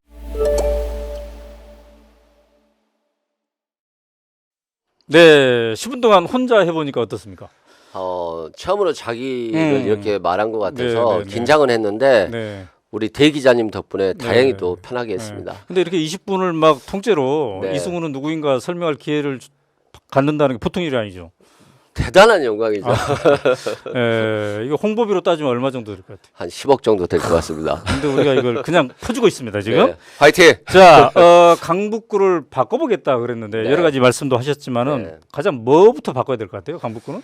일단 강북구의 이미지를 좀 바꾸고 이미지를. 싶어요. 네. 강북구민들께서 이런 말씀하세요. 택시를 타면 네. 강북구에 산다는 말을 좀 하기 그렇다는 거예요. 아. 그런데 그러면 그동안 강북구의 정치인들이 뭘 했었을까? 네. 이런 강북구민들이 자신감을 가질 수 있게끔 정말 더 열심히 뛰어줬어야 되는데 네. 그러지 못한 게 아쉽고 음. 저는 우리 강북구민들이 저와 네. 함께 강북구를 바꾸는데 네. 함께 하고 싶습니다. 그래요. 변호사에서 정치인으로 변신하면서 네. 내가 누구를 롤 모델로 생각할까 좀 해봤을 것 같아요. 네. 누굽니까? 저는 김대중 선생님입니다. 왜 그렇습니까? 저 어릴 때 아주 어릴 때 아버님의 이 목마인가요? 목마를 타고 네네. 김대중 선생님이 연설하는 걸 봤는데 그 정말 구름 같은 인파에 정말 그 십시일반 모금함에 돈 넣는 그런 시절이 그래요. 있었습니다. 네. 그거 보고 그 기억이 아직도 남아 있는데요. 항상 서생의 어떤 감각 네. 그리고 상인의 현실적인 감각 그리고 서생의 비판적 의식 네. 이걸 가져야 된다는 그 말씀을 가지고 네. 지금도 항상 민주당이 나아가야 될 길 그리고 제가 어떻게 살아가느냐에 대해서 네. 항상 기준으로 그래요. 삼고 있습니다. 자, 법조인인데 네. 아까 이제 검찰 개혁에 누구보다 앞장서겠다 이랬어요. 네, 지금 이제 검찰 공화국이라고 맞습니다. 검찰 독재 정권이라고 그러지 않습니까? 그렇죠. 지난 대선을 되돌아보면 왜 그런 검찰 사단의 정권을 빼앗겼다고 생각하세요? 지금 반성을 좀 해본다면 어떤 점을? 반성이라고 한다면 네. 내로남불 논란이었고 저는 부동산 논란이었다고 생각해요. 네. 부동산이 너무 폭등을 했고 그때 당시에 네. 금리가 싸다 보니까 어떻게 보면 어쩔 수 없는 전 세계적인 현상이었는데 네. 그걸 자꾸 세금 정책으로만 잡으려고 하다 보니까 네. 조금 민심이 좀 이반됐지 않느냐 아, 이런 생각이 들고요.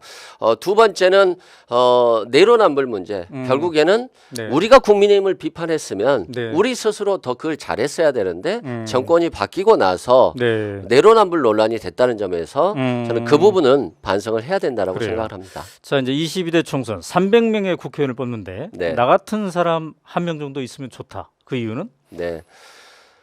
일단 강북구민 입장에서 보면 네. 강북 마을 변호사 이승우로 20년 동안 강북 구민들과 함께했습니다. 네. 그리고 네. 그 누구보다도 더불어민주당의 승리를 위해서 네. 이재명 대표의 승리를 위해서 유능한 정부를 위해서 네. 싸워왔거든요. 함께 네. 방송에서도 그리고 지역에서도 네. 그래서 저는 네. 꼭 이승훈을 국회로 보내주시면 네. 더불어민주당과 이재명 대표의 승리와 그리고 우리나라의 네. 국민들의 희망을 위해서 열심히 뛰겠습니다. 네. 인생을 살다 보면 막 위기도 겪잖아요. 네. 그럴 때는 어떤 방법으로 극복을 합니까? 솔직히 정치가 가장 위기인 것 같아요. 정치를 하면서 네, 가장 네. 밑바닥으로 떨어졌다는 느낌도 들지만 네. 또 가장 제 인생을 많이 안 것 같습니다. 이승훈이란 사람도 네. 어려움에 처할 수 있고 네. 이 어려움을 극복하기 위해서는 결국에는 자신감을 가져야 된다. 그리고 강북 구민과 나라 우리 국민을 믿고 네. 나가야 된다. 이렇게 생각됩니다. 자, 만약에 이제 들어간다면 1호 법안으로 추진하고 싶은 게 있다면요? 네, 저는 네. 검사장을 국민이 아, 선출했으면 좋겠어요. 직접 그렇습니다. 네. 아니 검찰총장이 그냥 쫙 밑으로 사단을 만들다 보니까 네. 일사불란하게 정권 보위 기관으로 바뀌어 버리잖아요. 네, 네, 네. 근데 검사장을 국민이 선출한다라고 한다면 저는 그런 일이 막힐 거라고 생각합니다. 지금 미국이라든지 다른 나라에서 하고 있죠? 미국에서도 하고 있고요. 네. 국민의 지지를 받는 사람이 검사장이 되니까요. 결국에는 통제에서 네. 벗어나서 네. 국민을 위한 검찰을 될 수 있다고 그래요. 생각합니다. 자, 예비 경선에서 네. 본인이 최종 후보로 될 가능성은 지금 몇 프로였어요? 저는 59% 보고 근거는? 있습니다. 저는 제가 지금 열심히 뛰고 있고요. 네. 49% 뛰고 있고요. 네. 앞으로 남은 기간 동안 10%를 더 올려서 네. 꼭 이기겠습니다. 네, 잘하셨습니다. 감사합니다. 네. 자, 이렇게 이제 20분 다 해봤는데, 이 얘기 꼭 하려고 했는데, 혹시 놓친 거 있어요? 정말 네.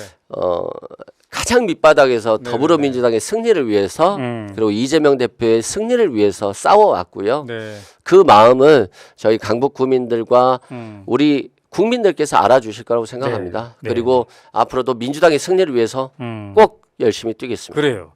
자, 지금까지 강북을에서 출마를 준비하고 있는 이승훈님과 이야기를 나눠봤습니다. 감사합니다. 감사합니다. 네.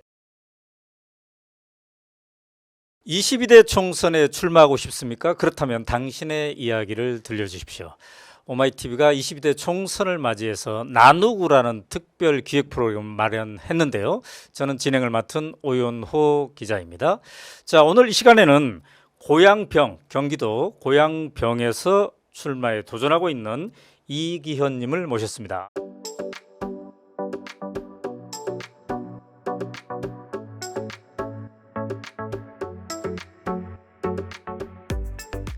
안녕하세요. 네, 안녕하세요. 네. 네, 반갑습니다. 네, 반갑습니다. 네. 지금 이제 이 지역 고양병 여기에 현역 의원은 홍정민 의원입니다. 더불어민주당. 네, 그렇습니다. 그래요. 근데 이 지역구가 좀 유명한 지역구죠. 전에 뭐 한명수총도 있었고요. 네. 일산 신도시가 입주가 92년서부터 시작됐는데요. 네. 그 이후로 이제 치러진 총선이 이제 16대 총선서부터 민주당 강세 지역이었고요. 네. 16대 때 정봉구 의원, 17대 때 한명숙 네. 의원, 뭐 총리까지 하셨죠. 네. 네. 그리고 19, 20대에 유은혜 전 장관 등 이렇게 민주당에서 보면 굉장히 그러네. 유명한 분들이 국회의원을 역임하신 지역입니다. 이은혜 의원은 또 부총리까지 했으니까 그러셨죠. 국무총리, 부총리 다 배출한. 이 정몽구 의원도 대사를 네, 통영정권 대사를 하셨기 때문에 굉장히 그래요. 뭐 유명하신 분이시죠. 자, 그렇다면은 우리 이기현님은 고양병하고 어떤 인연이 있습니까? 오래 살았고요. 네. 예, 제가 고양시 전체로 보면 24년을 살았고요. 오. 지금 살고 있는 일산 동구 네. 고양병 지역에서는 12년을 지금 거주 중에 있습니다. 일반 직장인들처럼 새벽에 네. 일어나서 버스, 지하철 타고 여의도로 광화문으로 출근하는 생활을 24년 동안 했던 것이죠. 네. 그래서 제 아이가 컸던 곳이고 또 제가 같은 친구들을 만나서 사귀었고 네. 또 잘 짧은 시간이지만 주말이라도 시간을 보냈던 곳은 제 고향 같은 곳입니다. 네. 제2의 고향이죠, 일종. 그래요. 예. 자, 총학생회장을 네. 전두환 독재 시절에 하신 거죠? 그 이유입니까? 예, 제가 정확하게 말씀 노태우 때죠. 노태우 시절에 이제 그렇게 90년이니까. 해서 예. 이력을 보니까 그 후에는 주로 당직을 맡았어요. 총 몇 년 동안 당직을 했습니까? 당직자로 근무했던 기간은 국회의원 회관을 제외하고 딱 20년입니다. 그래요. 네. 자, 그렇다면 그 기간 동안에 네. 내가 이런 점을 배운 것 같다 하는 게 있다면요? 정치 처음 시작하면서는 제가 뭐 선출직 공직자가 되겠다 이런 생각을 해본 적이 없었어요. 네네. 그때는 제가 처음 김근태 의원을 모셨던 자세는 정말 저렇게 훌륭하신 분들이 이 사회를 바꾸고 정권 교체를 해나가는데 네. 역할을 하신다면 그 밑에서 작은 심부름꾼 역할이라도 하는 것이 저에게는 정말 영광스러운 일이겠다. 네. 이런 생각을 가지고 정치에 임했습니다. 무엇이 되겠다는 생각을 해본 적이 없었어요. 네. 근데 이제 당직자 생활 20년 하는 과정에서 네.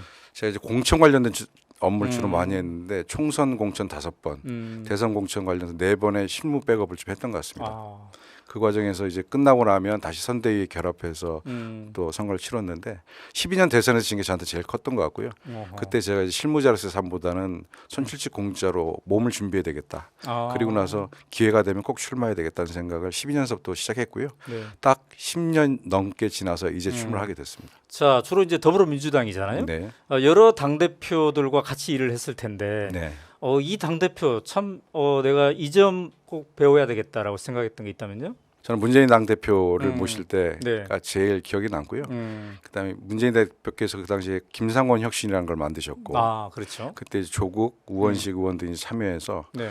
여러 가지 시스템들, 정당 공천 관련된 기본적인 틀을 좀 만드셨고 네. 그 틀들이 지금 말하는 시스템 공천의 그 뿌리가 된 것이죠. 예하면 선출직 공직자 평가위원회도 그때 제도화된 것이거든요. 네. 그게 지금 이제 국민의힘도 다 쓰고 있는 것이고. 그래요. 네. 그 후에 이제 청와대로 들어가셨습니다. 네. 민정비서관실에서 네. 있었는데 거기에서는 무엇을 얻었나요? 대한민국이 어떻게 돌아가는지 그리고 권력기관의 힘을 빼는 것이 얼마나 어려운 것인지 그리고 왜 꼭 빼야 하는지 민주주의 기본 원칙인 견제와 균형의 원리가 어떻게 작동돼야 하는지에 네. 대해서 많이 배우는 시간이었다고 생각합니다. 그래요. 자, 이제 이 지역에 다른 분들도 이제 같이 경쟁을 할 텐데 네. 이 점이 내가 다른 후보에 비해서 제일 센 경쟁력이다. 핵심 경쟁력. 이거 뭘까요?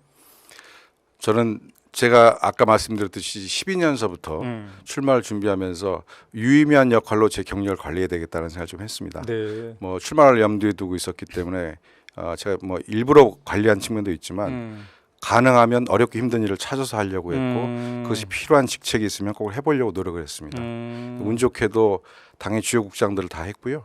청와대 가서도 뭐 힘들었지만 네. 5년을 만근하면서 결국 이제 비서관 승진도 했고 시민참여비서관 그리고 마지막에 민정비서관을 하면서 제가 쌓을 수 있는 경력들을 쌓았다고 생각합니다. 네. 이 부분이 다른 후보들에 비해서 국정 운영에 대한 경험이 충분히 갖추었다라고 네. 저는 자부하고 있습니다. 만약에 이제 국회에 들어간다면 네.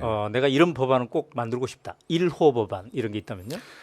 딱 1호 법안을 찍지는 않지만 네. 권력기관 개혁 작업을 했던 사람으로서 안타까운 것은 법은 그대로 존재함에도 불구하고 시행령으로 법을 무력화하는 형태들을 윤석열 정부가 많이 보였습니다. 네. 네. 검찰청법도 그렇고 국정원법도 그렇습니다.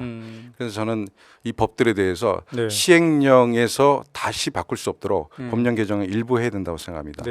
그래서 권력기관 개혁에 있어서 시행령으로 왜곡되지 않도록 법률안을 다시 모법에 정확하게 그 집행과 네. 대상에 대해서 분명히 적시하는 그런 법 개정이 필요하다고 생각하고요. 네. 개인적으로 관심 있는 분야는 1인 가구들이 너무 많아지고 있습니다. 그렇죠. 그래서 이제 노인 세대뿐만 아니라 청년 세대들도 1인 가구 세대들이 많아져서 이분들이 혼자 사회에서 지역 사회 살아가는 데 있어서 네. 법적으로 제도적으로 경제적으로 소외되지 않는 1인이 혼자 살지만 지역 사회와 커뮤니티에는 충분히 참여할 수 있도록 지원하는 법안을 만들어야 되겠다 이렇게 생각하고 있습니다. 네. 감사합니다. 네. 5분 사전 인터뷰 이렇게 마쳤고요. 네, 지금부터는 이제 혼자서 네, 10분 동안 나는 누구인가 네. 설명하시면 되겠습니다. 네, 알겠습니다. 화이팅입니다. 감사합니다.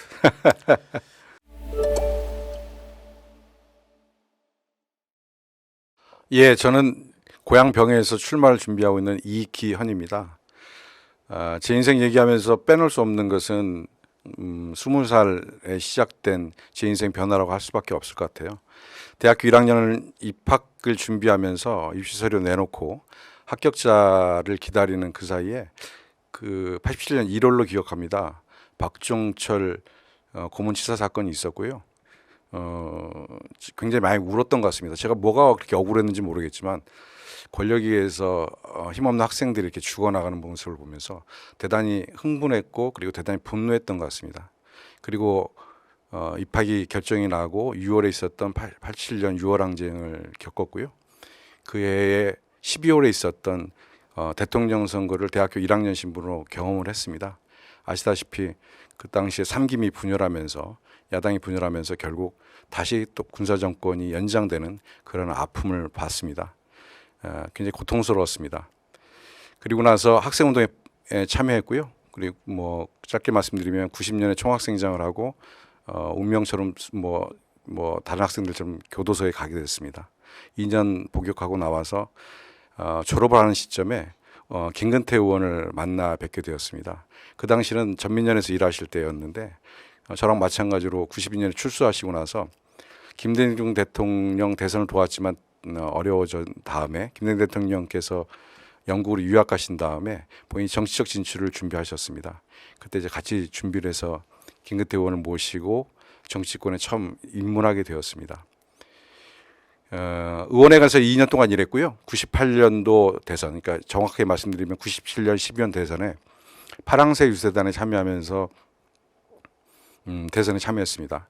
그때 노무현 대통령, 김근태 의원, 정동영 의원, 신기남 의원 그리고 추미애 의원 등이 이제 파랑새 유세단의 단장님이셨고요.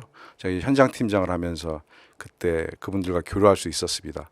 대선에서 이기고 나서 당에 참여해서 당에서 약 20년 동안 당의 실무자로 일했습니다.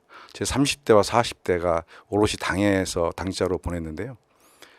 당에서 총무국장도 했고 조직국장도 했습니다. 주로 공천 관련된 일을 하면서 많은 의원들 그리고 많은 지방자치단체장들과 교류할 수 있는 기회가 있었던 것 같습니다. 정치도 배웠고 이기는 싸움도 해봤고 또 지는 싸움도 해봤습니다. 저에게는 굉장히 큰 성취였고 또 큰 아픔이었지만 배움의 시간이었다라고 이렇게 생각을 하고 있습니다. 그리고 제가 문재인 대통령께서 집권하신 17년에 이제 청와대에 가게 됩니다. 가서 조국 수석과 같이 민정수석실에서 일기로 일하면서요. 적폐청산 작업 그리고 권력기관 개혁 작업들을 진행을 했습니다. 과정에서 힘 있는 기관에 힘을 빼는 것이 얼마나 어려운 일인지 경험했고요. 또 저희들이 법과 제도를 바꿨음에도 불구하고 사람을 바꾸지 못함으로 해서 생기는 이 역사의 역진도 지금 목도하고 있습니다. 제일 안타깝고 아쉽고 국민들에게 정말로 송구스러운 일입니다. 이것을 다시 바로잡고 싶습니다.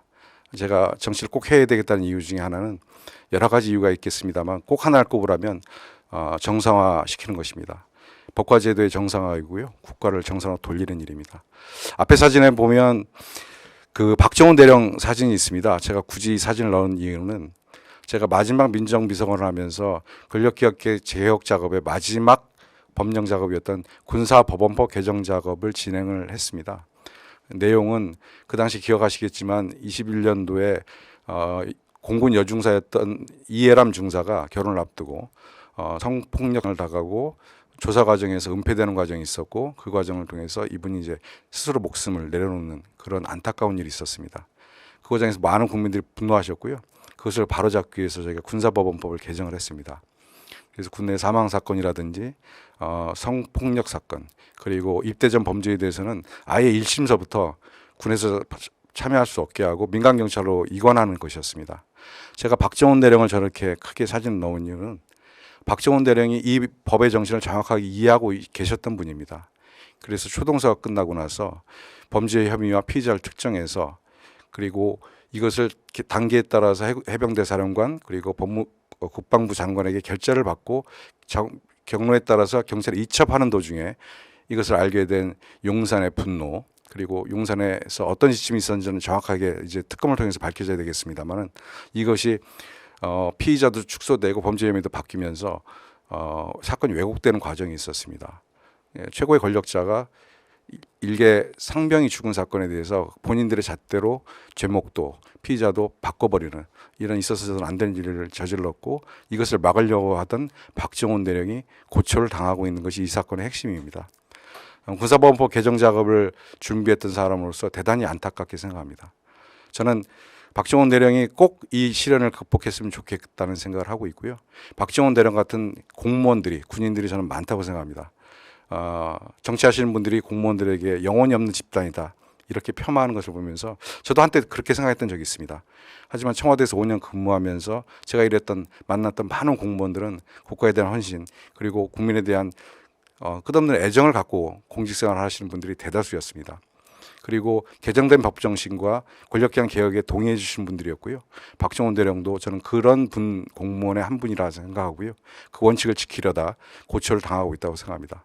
윤석열 정부의 권력기관 개혁 작업의 역진이 보여주는 대표적인 사례라고 저는 이렇게 생각을 하고 있습니다.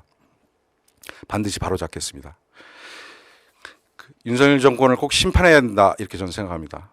이번 총선은 윤석열 정권을 정말로 무능과 독선, 아집 그리고 폭정을 내려놓게 하는 심판 선거해야 한다라고 생각하고 있고요. 그걸 위해서 제 지역인 고향 일산평에서 열심히 뛰고 있습니다. 짧은 시간이었지만 조국 장관 그리고 박지원 국정원장 그리고 최강욱 전 의원 그리고 많은 지역의 시민사회단체와 당원들 모임과 소통하면서 저희가 왜 윤석열 정부와 싸워야 하는지 그리고 권력개혁 작업이 얼마나 큰 국민들의 삶과 밀접하게 연결되어 있는지에 대해서 제가 열심히 말씀드리고 그리고 주민들의 동의를 받고 있습니다. 흩어져 있는 진보개혁 진영의 흐름을 뜻을 모아내서 다음 총선에서 압도적인 표차로 윤석열 정권을 심판하는데 일익을 담당하겠다. 저는 이렇게 생각하고 지역에서 열심히 뛰고 있습니다. 다음으로 말씀드리면 이 사진들 보시면 좀 약간 낯서실 수 있는데요. 제가 마지막 민정비서관을 하면서 고심이 컸습니다. 과연 5년차 마지막 민정비서관을 꼭 해야 되느냐는 고심도 있었는데 그 과정 자체가 굉장히 어려웠고 또 정권이 넘어가면서 같이 일했던 많은 사람들이 고초를 당하는 일을 보면서 굉장히 힘들었습니다. 저 자신도 불면증에 시달리면서 만만치 않은 체중인데도 불구하고 한 10kg씩 빠지는 일도 있었고요. 그때 굉장히 방황의 시간이 있었고 그때 결심했던 건 어떻게든 다시 일어서야 되겠다라는 결심을 하게 됐습니다. 그래서 걸었습니다. 그 사진에 보시면 그 샌들을 신고 등산할 백 뒤에 맨 사진이 있는데요. 저기는 이제 아시다시피 산티아고 순례길이라는 곳인데 너무 걷고 싶어서 그냥 무작정 제 아내와 같이 떠났습니다. 그래서 약 한 40일간 1200km를 걸었던 적이 있습니다. 그렇게 걸었는데도 불구하고 다른 분들과 다르게 저는 잘 안 돌아와지더라고요. 마음의 평정을 좀 잡기 어려웠고 다시 이제 돌아와서 제 지역인 일산의 호수공원과 정발산을 하루에 12km씩인데요. 거의 매일 걸었던 것 같습니다. 최선을 다해서 다시 걸어보려고 다시 시작하려고 노력했던 과정의 사진이어서 제가 한번 올려봤습니다. 이 사진들은 많은 고통받는 사람들이 다시 서가는 과정에서 어떻게 극복할지 제 나름대로 제가 극복했던 과정이었기 때문에 한번 사진을 올려봤습니다. 저에게는 굉장히 뜻깊은 사진이어서 한번 보여드립니다. 제가 살고 있는 일산은 다음으로 굉장히 성장 동력이 큰 지역입니다. 안타까운 것은 일산은 쾌적하고 아름다운 도시입니다. 호수공원도 있고 넓은 녹지 공간도 있고 일기 신도시 중에 가장 쾌적한 용적률로 설계된 도심에도 불구하고 일산 밖에 사시는 분들은 일산 고양시를 어떻게 평가하시냐면 서울의 북쪽에 있는 도시다 이렇게 좀 표현하시는 걸 제가 많이 들었습니다. 안타까운 일입니다. 대한민국이 분단 국가이기 때문에 어쩔 수 없는 안보 리스크에 해당되는 지역이고 또 이른바 적경 지역에 포함되어 있는 지역이기도 합니다. 하지만 굉장히 쾌적한 자연환경과 넓은 토지를 가지고 있습니다. 그리고 방송시설도 많고요. 그래서 MBC, EBS 본사가 있고 MBC, SBS, JTBC가 지금 입주해 있습니다. 그리고 CJ에서 준비하고 있는 CJ 라이브 시티 방송 영상 밸리도 준비 중에 있습니다. 영상 문학 방송 콘텐츠의 도시로 만들어야 한다고 생각합니다. 또한 킨텍스를 중심으로 한 마이 사업의 최적지입니다. 그래서 단순히 관람뿐만 아니라 관광 그리고 먹거리, 숙박까지 포함한 마이 사업의 핵심 도시를 만들 생각이고요. 그리고 평화의 경제의 도시로 저는 만들어야 된다고 생각합니다. 마지막으로 고양시는 110만 교육 수준이 높은 유권자들의 도시입니다. 이 도시를 동력으로 고양시를 꼭 다시 뛰는 고양시로 일산으로 만들겠습니다.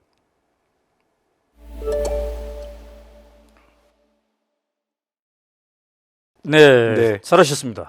10분 동안 해보니까 어떻습니까? 어려운데요.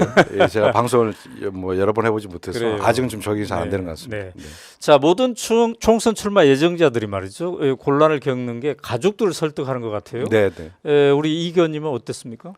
좀 어려움이 있었는데요. 네. 좀 설득이 좀 잘 됐고 제 경우에는 제가 이제 민정수석실에 처음 갔을 때 조국 수석과 일했는데 조국 수석이 고난을 받으신 걸 보면서 네. 저희 집 아내가 좀 감정이입이 됐던 것 같아요. 아, 그래서 가능하면 정치하는 일 같은 거 안 했으면 좋겠다. 더 이상 그래요. 공직이 안 있었으면 좋겠다. 네. 이런 얘기 생각을 했고 설득하는 좀 시간이 걸렸는데 네. 지금 뭐 굉장히 열심히 도와주고 있습니다. 아까 얘기 들어보니까 네. 아내랑 함께 또 길을 오랫동안 네. 걸었는데, 자, 육체적으로 그렇게 이제 걸으면서 위기를 좀 극복한 면이 있습니다. 근데 마음적으로는 어떤 자세로 그 위기를 극복하게 되나요? 힘들 때는? 그 평정심을 유지해야 된다라는 생각을 굉장히 많이 했습니다. 네. 제가 뭐 순례길을 걷고 나서 이제 카톨릭으로 귀의를 했습니다만, 예, 그 마음의 평정심을 가지고 그리고 공직자로 살아가는 것, 네. 순필적으로 살아가는 사람들이 마음의 평정심을 잃어버렸을 때 어떤 모습으로 변하는지를 많이 봐왔기 때문에 네. 길을 걸으면서 나는 대자연의 아무것도 아닌 작은 존재이고 아, 내 마음의 평정심이 나를 편안하게 해줄 것이다라는 생각을 그래요. 많이 했습니다. 네. 자, 아까 10분 연설에서 이제 법과 제도의 정상화를 강조를 하셨습니다. 네, 네. 그런데 이제 민정수석실에 오래 계셨는데 네. 지금 윤석열 정권에서는 민정수석실이 없어졌습니다. 네. 이 점에 대해서는 어떻게 보십니까? 그 윤석열 본인이 검찰이라고 하는 굉장히 고도로 훈련된 네. 권력 집단 출신입니다. 네.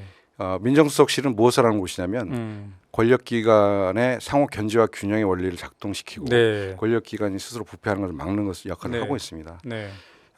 이 검사 출신 윤석열 대통령이 권력을 잡고 난 뒤에 네. 검찰을 중심으로 해서 모든 권력기관을 수직 계열화해버렸습니다.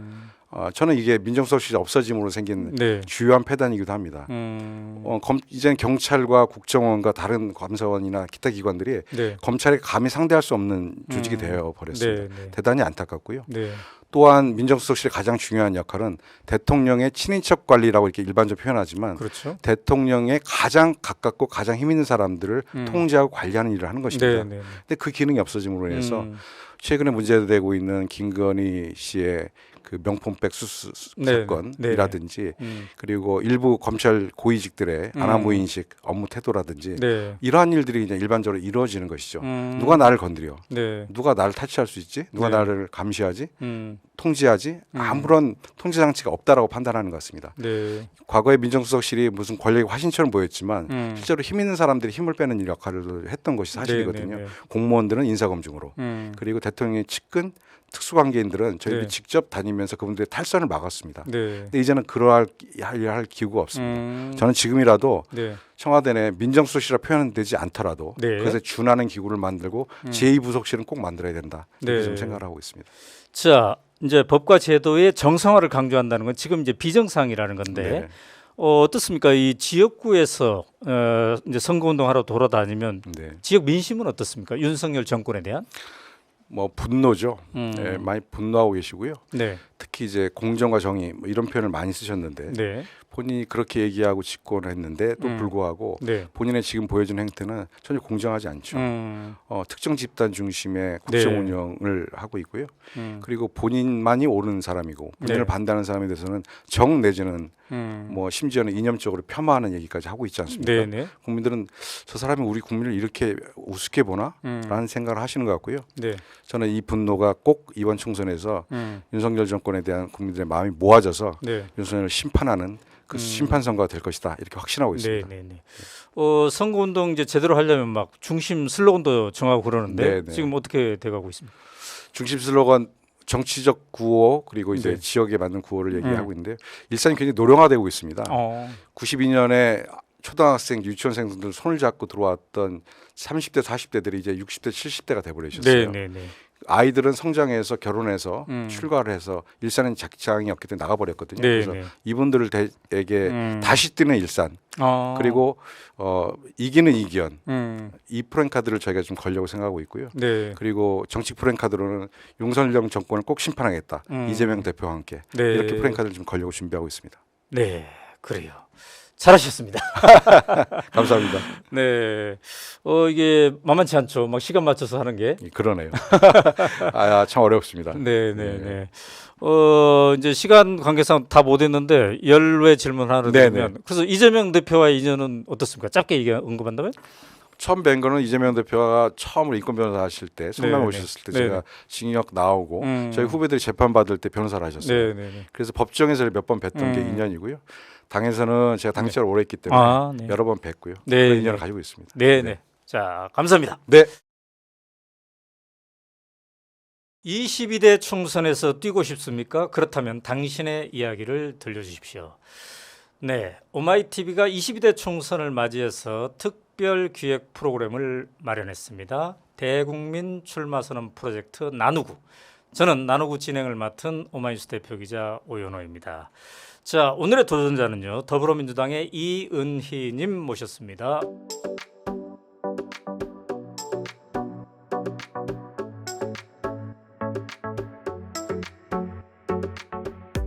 안녕하세요. 안녕하세요. 반갑습니다. 반갑습니다. 자, 지역구가 지금 마포갑입니다. 예, 마포갑이네요. 네. 마포갑에는 현역 의원이 민주당의 노웅래 의원이군요. 그렇습니다. 지금 이제 재판 중이시죠? 이분은? 네. 이분도 출마할 예정인가요? 그렇게 얘기를 듣고 있는데요. 그렇군요. 아직 모릅니다. 네, 네, 네. 자, 나누구 프로그램 좀 보셨어요? 봤습니다. 네, 어떤가요, 이 컨셉이?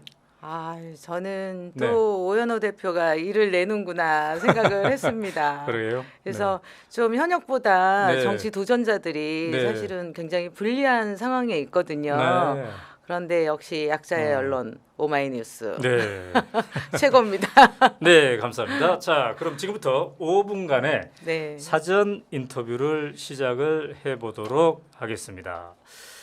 자, 내가 정치를 좀 해봐야 되겠다. 이게 언제 처음 생각한 거예요? 뭐 중고등학교 때 아니면 대학생 때 어떻게? 그건 네. 아니고요. 네. 98년도입니다. 98년도에 네. 우리 김대중 대통령이 IMF 위기 속에서 이제 대통령으로 당선됐을 때 네. 뭔가 저도 김대중 정부의 성공을 위해서 아하. 작은 힘이라도 보탰으면 좋겠다 싶은 생각이 들어서 네. 그때 제가 마포갑 지구당의 정책실장으로 일을 오. 시작했습니다. 그게 그래요. 제 정치의 처음입니다. 그렇구나. 그때도 마포갑에서. 네네네. 자, 그런 인연이 있고 또 개인적으로 뭐 마포갑하고 인연이 또 있나요? 지금 지역구가 마포갑인데. 네. 저 마포갑은 사실 저희 남편이 음. 그 마포 토박이입니다. 아, 그래요? 그리고 저희가 결혼해서 네. 91년부터 사실은 두 아들 낳고 지금까지 살아온 곳이라 그래요. 저한테는 마포와 30년 이은입니다. 그래요. 이제 이후에 청와대에도 근무했고 네, 그렇습니다만 이번에 네. 이제 국회의원 도전은 처음입니까? 네, 처음이에요. 제가 알기로는 남편분도 국회의원에 도전해본 적 있다고 들었는데. 있습니다. 몇 두 번 번 도전? 두 번 두 번 도전했습니다. 그럼 이번에는 누가 도전할까? 어떻게 정했습니까? 가위바위보로 정했습니다. 아, 두 번은 그렇군요. 제가 졌고 네. 이번에는 제가 이겨서 제가 네. 하게 됐는데요. 네. 사실은 마포에서 정치를 처음 시작한 건 음, 저희 남편이 아니고 저입니다. 그렇군요. 네. 자, 그러다 보면 이제 마포갑에 대한 분석이 많이 되어 있을 것 같은데 네. 이 지역구의 특성은 뭔가요? 원래 우리 마포갑 지역은 네. 그 민주당 강세가 있는 지역이고요. 음, 그동안 계속 그 민주당 지지자가 많았는데 네. 최근에 좀 변화가 있습니다. 저희 음. 아파트 단지도 많이 들어섰고 네. 그러다 보니까 새로운 중상층도 많이 들어왔고 젊은이들 활동도 활발한 곳이고 그래서 좀 마포갑에 네. 어떤 이 젊은이와 새로운 이런 우리 주민들을 위해서 네. 새로운 변화가 좀 필요한 시점이다. 아, 그래요. 이렇게 생각하고 있습니다. 이 정치인을 내가 좀 따라 배워야 되겠다. 롤 모델로 생각하고 있는 전현직 정치인이 있다면 어떤 분일까요? 저는 너무도 당연히 김대중, 노무현 두 대통령입니다. 네. 어떤 점 때문에 그렇습니까? 저는 아주 어릴 때부터 음. 김대중 대통령의 어떤 정치적 그 인고의 시간들 네. 이런 부분들을 봐왔고 네. 사실 대학생 시절에도 김대중 대통령 당선을 위해서 사실 네. 노력했던 시간들이 있었고요. 네, 네. 노무현 대통령은 정말 어떤 새로운 정치, 정치 개혁의 네. 아이콘이 될 수 있다 이런 음. 생각이 들어서 네. 저는 두 분 대통령님 매우 존경하고 그래요. 있습니다. 이제 전부터 마포갑 하면 조금은 그래도 민주당에게 유리한 곳이다. 라는 그렇죠. 생각도 있었고 그래서 그렇죠. 여러 후보들이 막 지금 예비 후보들이 예. 도전을 할 것 같습니다. 네. 나만의 경쟁력이라면 어떤 걸 내세울 수 있을까요? 좀 전에도 말씀드렸지만 저는 마포와 30년 그리고 네. 민주당원으로 20년을 살아왔습니다. 네. 그래서 마포의 지역 정치 현실에 대해서 네. 제가 다른 어떤 후보들보다 잘 알고 있다라고 생각하고 네. 또 제가 그동안 어떤 제 인생의 경험이나 음. 이 삶의 과정에서 네. 사실 다른 후보들보다 훨씬 더 돌봄과 나눔 그리고 음. 지역에 대한 이런 이해들이 굉장히 깊다라고 생각하기 때문에 네. 저는 충분히 저의 경쟁력이 있다 이렇게 보고 아. 있습니다. 이제 국회의원이 된다면 주민들이 유권자들이 바라는 국회의원의 자질이 있을 텐데요. 네. 그게 핵심이 뭐라고 보십니까? 제가 정치를 생각하면서 네. 이렇게 지금까지 생각을 해보면 네. 가장 중요한 자질은 음. 사람에 대한 사랑, 따뜻한 마음이라고 네. 생각을 하고요. 네. 정치인으로서는 보다 더 어떤 이 사람과의 관계, 네. 조직의 운영 음. 이런 부분에서 공정성, 네. 청렴성 이 이 두 가지 부분들이 굉장히 중요하다 생각하고 네. 지금까지 살아온 것 같습니다. 지난 12일 이제 예비 후보 등록을 하셨을 텐데, 그죠? 네. 슬로건. 사실 오늘 했습니다. 오늘 했습니까? 예, 슬로건은 어느 정도 정해가고 있습니까? 슬로건은 네. 지금까지 우리 마포 지역 정치 이런 부분들에서 네. 이번 4월에 봄에는 새롭게 한번 출발해 보자 이런 아. 취지로 마포 네. 새로운 시작 이렇게 정했습니다. 길거리에서 이제 인사 건네면 반응들이 네. 어떻습니까?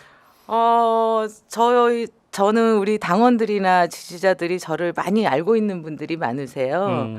그래서 그분들이 어쨌든 저에게는 이번에는 이은희 이렇게 화답해 주십니다. 네.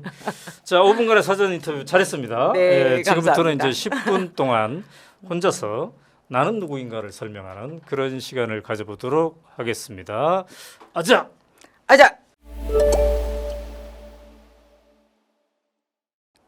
안녕하십니까. 저는 마포갑 국회의원 예비후보 이은희입니다. 저는 노무현의 꿈, 사람 사는 세상, 여러분과 함께 만들고 싶다는 소망으로 출마를 결심했습니다. 출마를 준비하면서 제 인생을 돌아보니 저는 제게 주어진 인생에 대해 열심히 도전하고 열정적으로 살아왔습니다. 저는 IMF 위기 속에 탄생한 김대중 대통령 때 처음 정치를 시작했고 정치 개혁을 위해 노무현 대통령과 함께 일했습니다. 문재인 대통령 때는 국가 공공기관에서 정부 정책을 실현했습니다. 저는 오직 김대중, 노무현 정신으로 민주당의 한길을 걸어왔습니다. 지금 이명박, 박근혜 정권에 이어 또다시 윤석열 정권이 민주주의를 무너뜨리고 있습니다. 나라의 미래를 위해서는 이번 총선에서 반드시 이겨야 한다는 사명감과 책임감으로 출마했습니다. 무너지는 민주주의 다시 세워야 합니다. 이념전쟁, 국민분열, 사익 추구에 매진하는 검찰 독재 정권에 맞서 민생과 국민 통합, 국익 우선의 국민의 삶을 지키는 것이 우리 민주당이 해야 할 일입니다. 이재명 당대표를 중심으로 민주당의 개혁과 혁신에 앞장서겠습니다. 제 이야기를 말씀드리면 저 리어카 사진은 짐을 가득 실은 어떤 리어카입니다. 제 아버지는 너무 가난했습니다. 제가 어릴 때부터 연탄 배달, 과일 노점상, 고물 장수를 하면서 저희 오남매를 키웠습니다. 나이 50에 돌아가셨죠. 지금도 어쩌다 리어카를 보게 되면 아버지 생각을 많이 하게 됩니다. 고졸 여사원으로 제가 서울여상 졸업하기 전에 좋은 직장에 고졸 여사원으로 취직도 했습니다. 하지만 학력 차별과 여성 차별이라는 벽 앞에서 뻔하게 보이는 나의 미래 앞에서 저는 세상에 도전하기로 결심했습니다. 죽기 살기 밤낮으로 공부해서 연세대학교에 합격했습니다. 제 마음속에는 가난한 사람과 사회적 약자들과 함께 살아야 할 DNA가 깊이 새겨져 있습니다. 남들보다 늦게 입학한 대학에서 저는 어머니 몰래 학생운동을 했습니다. 가족이 함께 살아갈 단칸방을 구하기 위해 휴학과 아르바이트를 하면서도 저는 학생운동을 계속했습니다. 5.18 광주 민주화운동의 진실 앞에서 박종철, 이한열 열사의 죽음 앞에서 공부만 할 수는 없었습니다. 그래서 6월 민주화 항쟁에도 앞장섰습니다. 87년 겨울에는 대통령 선거 때 저는 김대중 후보의 당선을 위해 삭발 단식하며 투쟁했습니다. 하지만 그때 민주정부를 수립하지 못했지요. 저에게는 6월 항쟁이 절반의 승리, 절반의 패배였습니다. 저는 남편을 만나게 됐는데요. 저희 남편과 저는 연세대학교 총학생회장과 총여학생회장으로 만났습니다. 그리고 마포에서 결혼했고요. 98년도 김대중 정부가 수립됐을 때 저는 처음으로 새정치국민회의 마포갑 정책실장으로 정치를 시작했습니다. 작은 힘이라도 김대중 정부의 힘이 되고 싶었습니다.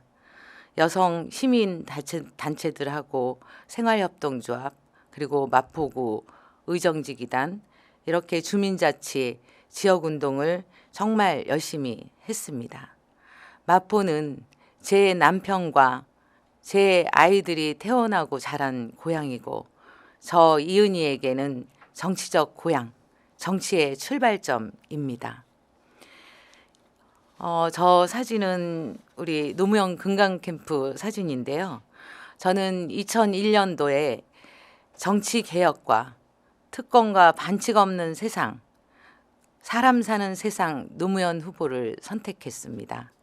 그래서 노무현 후보의 여성 특보로 국민 경선 승리와 노무현 대통령 당선 과정을 함께 했습니다. 청와대에서는 선임 행정관 2부속 실장으로 3년 반 동안 보좌했습니다. 사실 1, 2부속 실장은 대통령의 내분의 가장 가까운 자리에서 이름도 없이 소리나지 않게 보좌하는 제일 참모입니다. 세 번째 저 사진은 도서관 사진인데요. 영부인의 핵심 사업은 사실 지역마다 동네마다 작은 생활 밀착형의 작은 도서관 캠페인이었습니다. 제가 실무 책임자였습니다. 당시에 노무현 대통령은 저를 보고 도서관 사업은 하루 이틀에 할 수 있는 일이 아니니 그만하는 것이 좋겠다라고 했던 사업입니다. 제 고집으로 도서관 사업을 계속 추진해 나갔고 마침내 전국 지자체에 작은 도서관 열풍을 이끌었습니다. 그러자 대통령님께서는 도서관 정보정책위원회를 대통령 직속으로 만들라고 말씀해 주셨죠. 대통령님께서도 저의 끈질긴 노력을 인정해 주셨습니다. 저에게 있어서는 최고의 보람이었습니다. 2005년 부산 에이펙 사진인데요. 사실 부산 에이펙은 당시에 4천여 명의 그 각 나라 정상과 주요 인사들이 참여한 국내 최대의 국제 정상회의였습니다. 영부인께서 명예 대회장을 맡아서 수차례 자문회의를 거치면서 한복 두루마기를 그 정상회의 사진으로 하게 됐는데요.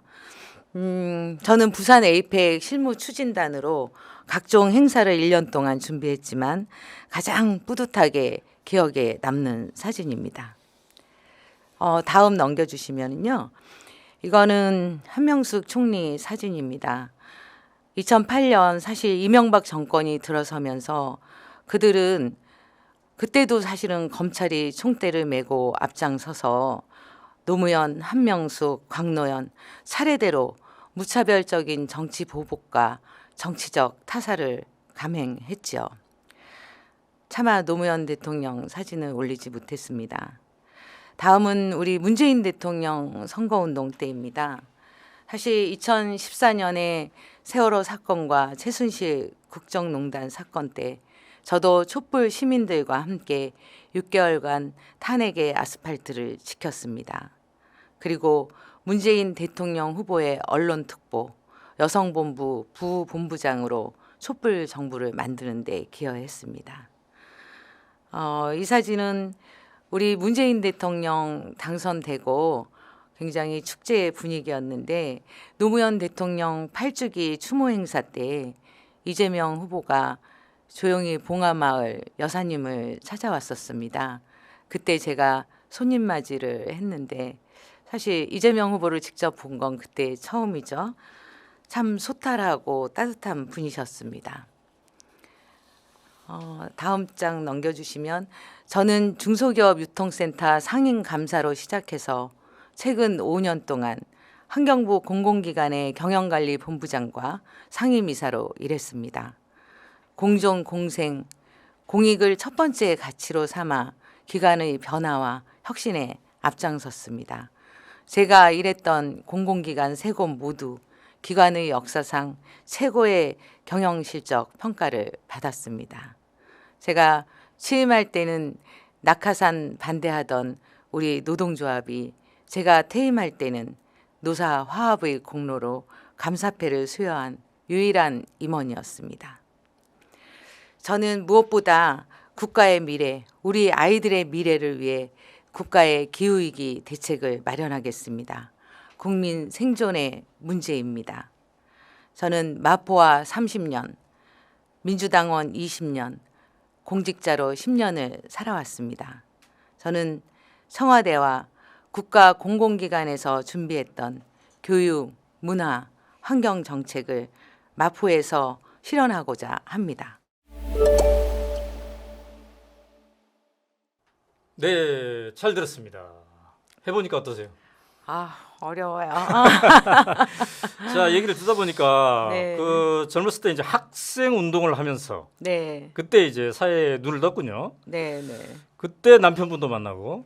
아 그런 건 아니에요. 근데 그 얼굴을 엄혹한 알게 시기에 됐다는 거고. 총학생회장과 총여학생회장으로서 이제 연애를 했다는 얘기죠. 아닙니다. 아. 그때 얼굴을 알게 됐다는 거고. 아, 그 후 본격적으로. 연애는 그 후에 우리 남편이 노동운동하고 저는 시민단체 활동 서로 각자 떨어져 했거든요. 네. 근데 얼굴을 아니까 그래요. 이제 사귀게 자, 연세대학교 총학생회장, 총여학생회장이었는데 연세대학교가 있는 데는 지금 서대문 갑이에요. 네. 그쪽은 이제 우상호 현 의원이 불출마 선언을 한 곳이어서 네네네. 그쪽도 한번 도전해 볼 만하겠다 싶을 텐데. 아 그렇긴 한데 네네. 사실 저희 남편도 마포 토박이고요. 네. 저희가 뭐 91년부터 지금까지 30년이 넘게 마포 갑에서 살았는데 네. 지역을 옮겨서 하는 건 아니라고 생각합니다. 아, 그렇군요. 네. 자, 지금 이제 열심히 하고 있을 텐데. 뭐 이렇게 예비 출마인들 보니까 출판 기념회 많이 하더라고요. 네, 했어요? 저도 했습니다. 그래요. 11월 29일 날 했는데요. 네. 정말 뭐 많은 우리 지역 분들이 와주시고 얼마나 많이 와요? 많다고 그래요? 얼마나 많이 그 서강대 곤자가 컨벤션이 200명 정도 들어가는 데거든요. 네. 한 3,400명 이상은 와주셔서 네. 굉장히 성대하게 잘 치렀다고 지역 주민들이 그래요. 말씀해 주셨어요. 자, 출판 기념회 했고 네. 그다음에 이제 현 수준에서는 또 어떤 운동하고 있어요? 지금 뭐 모든 후보가 다 마찬가지지만 뭐 지역에 사실 안 가는 데 없이 다 구석구석 다니고 지역에 뭐 어르신들 다 인사 아침 다니고. 몇 시부터 저녁 몇 시까지? 아침 보통 7시 반? 예. 그 전에 이제 뭐 새벽 기도나 교회 돌 때는 뭐 6시도 하지만 네. 지금은 그 정도 시간부터. 그래서 하고 저녁 몇 있습니다. 시에 운동이 끝납니까? 저녁에는 이제 뭐 일정에 따라 다르긴 한데요. 뭐 지역에 7시, 8시, 9시 그 정도의 그래요. 술집이나 이런 데도 또 인사 다녀야 됩니다. 그래요. 네. 자, 만약에 국회에 들어간다면 말이죠. 어떤 네. 상임위에 가고 싶어요? 사실 저는 서울여상을 나오고 네. 또 행정학 전공하고 경영관리 쪽 일을 계속 해왔기 네, 때문에 네. 행안이나 뭐 예결산이 이런 데 가서 일을 하고 싶지만 지금 당장 제일 급한 것은 네. 사실 환경, 기후위기 대응이라고 생각하기 때문에 환노히 생각하고 그래요. 있습니다. 혹시 내가 국회에 가면 이거를 1호 법안으로 만들어 보고 싶다 하는 게 있나요, 혹시?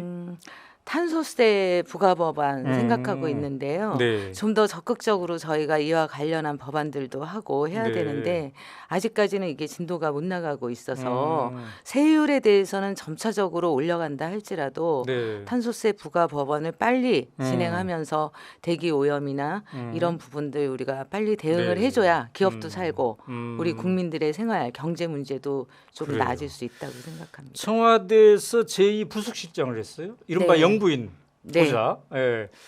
현재 지금 김건희 여사에 대한 논란이 많습니다. 물어보실 줄 알았어요. 자, 어떤 문제가 있는 것 같아요, 지금? 사실 윤석열 정부 들어설 때 처음에도 제가 한겨레 그쪽 기자랑도 얘기를 했지만 네. 제2부속실을 만들지 않은 것은 굉장히 위험한 그 행동이고 그렇다라고 말씀드렸어요. 왜냐하면 네. 영부인은 사실 선출되지 않은 네. 권력입니다. 네. 그럼에도 불구하고 사실은 대통령에 가장 가까운 그 국정운영 동반자입니다. 네. 그래서 그 공식적인 비공식적인 활동들이 네. 기록되고 네. 또 경계하고 조심해야 되는 부분이기 때문에 네. 이부속실을 통해서 공적으로 보좌를 받고 활동들이 기록되는 것이 매우 필요한 부분인데 네. 이것을 하지 않는다는 것은 매우 위험하다. 그래요. 예, 그리고 두 번째는 사실 지금 국가 의전상의 문제입니다. 네. 국내에서도 여러 가지 의혹이 많은 영부인이지만 국가 간의 외교 관계, 네. 국격의 문제에 있어서 의전 문제를 거의 의전 외교부나 의전실을 통해서 관례대로 하지 않고 네. 거의 알아서 하고 있다는 생각이 들기 때문에 네. 상당히 좀 위험하고 자중하셨으면 좋겠다 이런 네. 생각을 하고 있습니다. 자, 마포에 청년 유권자들 많을 텐데 그들에게 맞습니다. 한마디 해주고 싶다면요? 사실 우리 때도 항상 청년의 시기는 음. 어려운 시기긴 하지만 네. 지금의 우리 경제 상황이나 이런 네. 부분들에서 음. 젊은 청년들이 우리 때보다 훨씬 더 어려운 음. 상황에 처해 있습니다. 네. 그런 상황에서도 정치인들이 어떻게든 이 청년과 관련한 문제 해결하기 위해서 노력하고 있는데요. 네. 좀 더 적극적으로 저희 정치인들이 노력할 테니까 음. 우리 청년들도 꿈과 희망을 포기하지 말고 네. 열심히 있는 영역에서 최선을 다해 주셨으면 좋겠습니다. 네. 잘 마치셨습니다. 네, 아이고 감사합니다. 너무 어려웠습니다. 이런 프로그램이 별로 없었잖아요. 그죠? 네, 예. 아, 정말 오마이가 항상 일을 냅니다. 괜찮은 것 같아요? 저는 너무 좋았어요. 네. 자, 이제 이게 이제 나가면 널리 공유하시고 나눠주시고 홍보하려고요. 예, 그러시기 바랍니다. 자, 지금까지 마포갑의 이은희님과 대화를 나눠봤습니다. 오마이TV가 22대 총선을 맞이해서 기획한 특별 프로그램 대국민 출마 선언 프로젝트 나누구. 이 나누구에 출연을 희망하시면은요, 오마이 나누구 @네이버.com 여기로 신청을 하시면 되겠습니다. 오늘 프로그램은 여기서 마치도록 하겠습니다. 감사합니다. 수고하셨습니다. 수고하셨습니다. 네.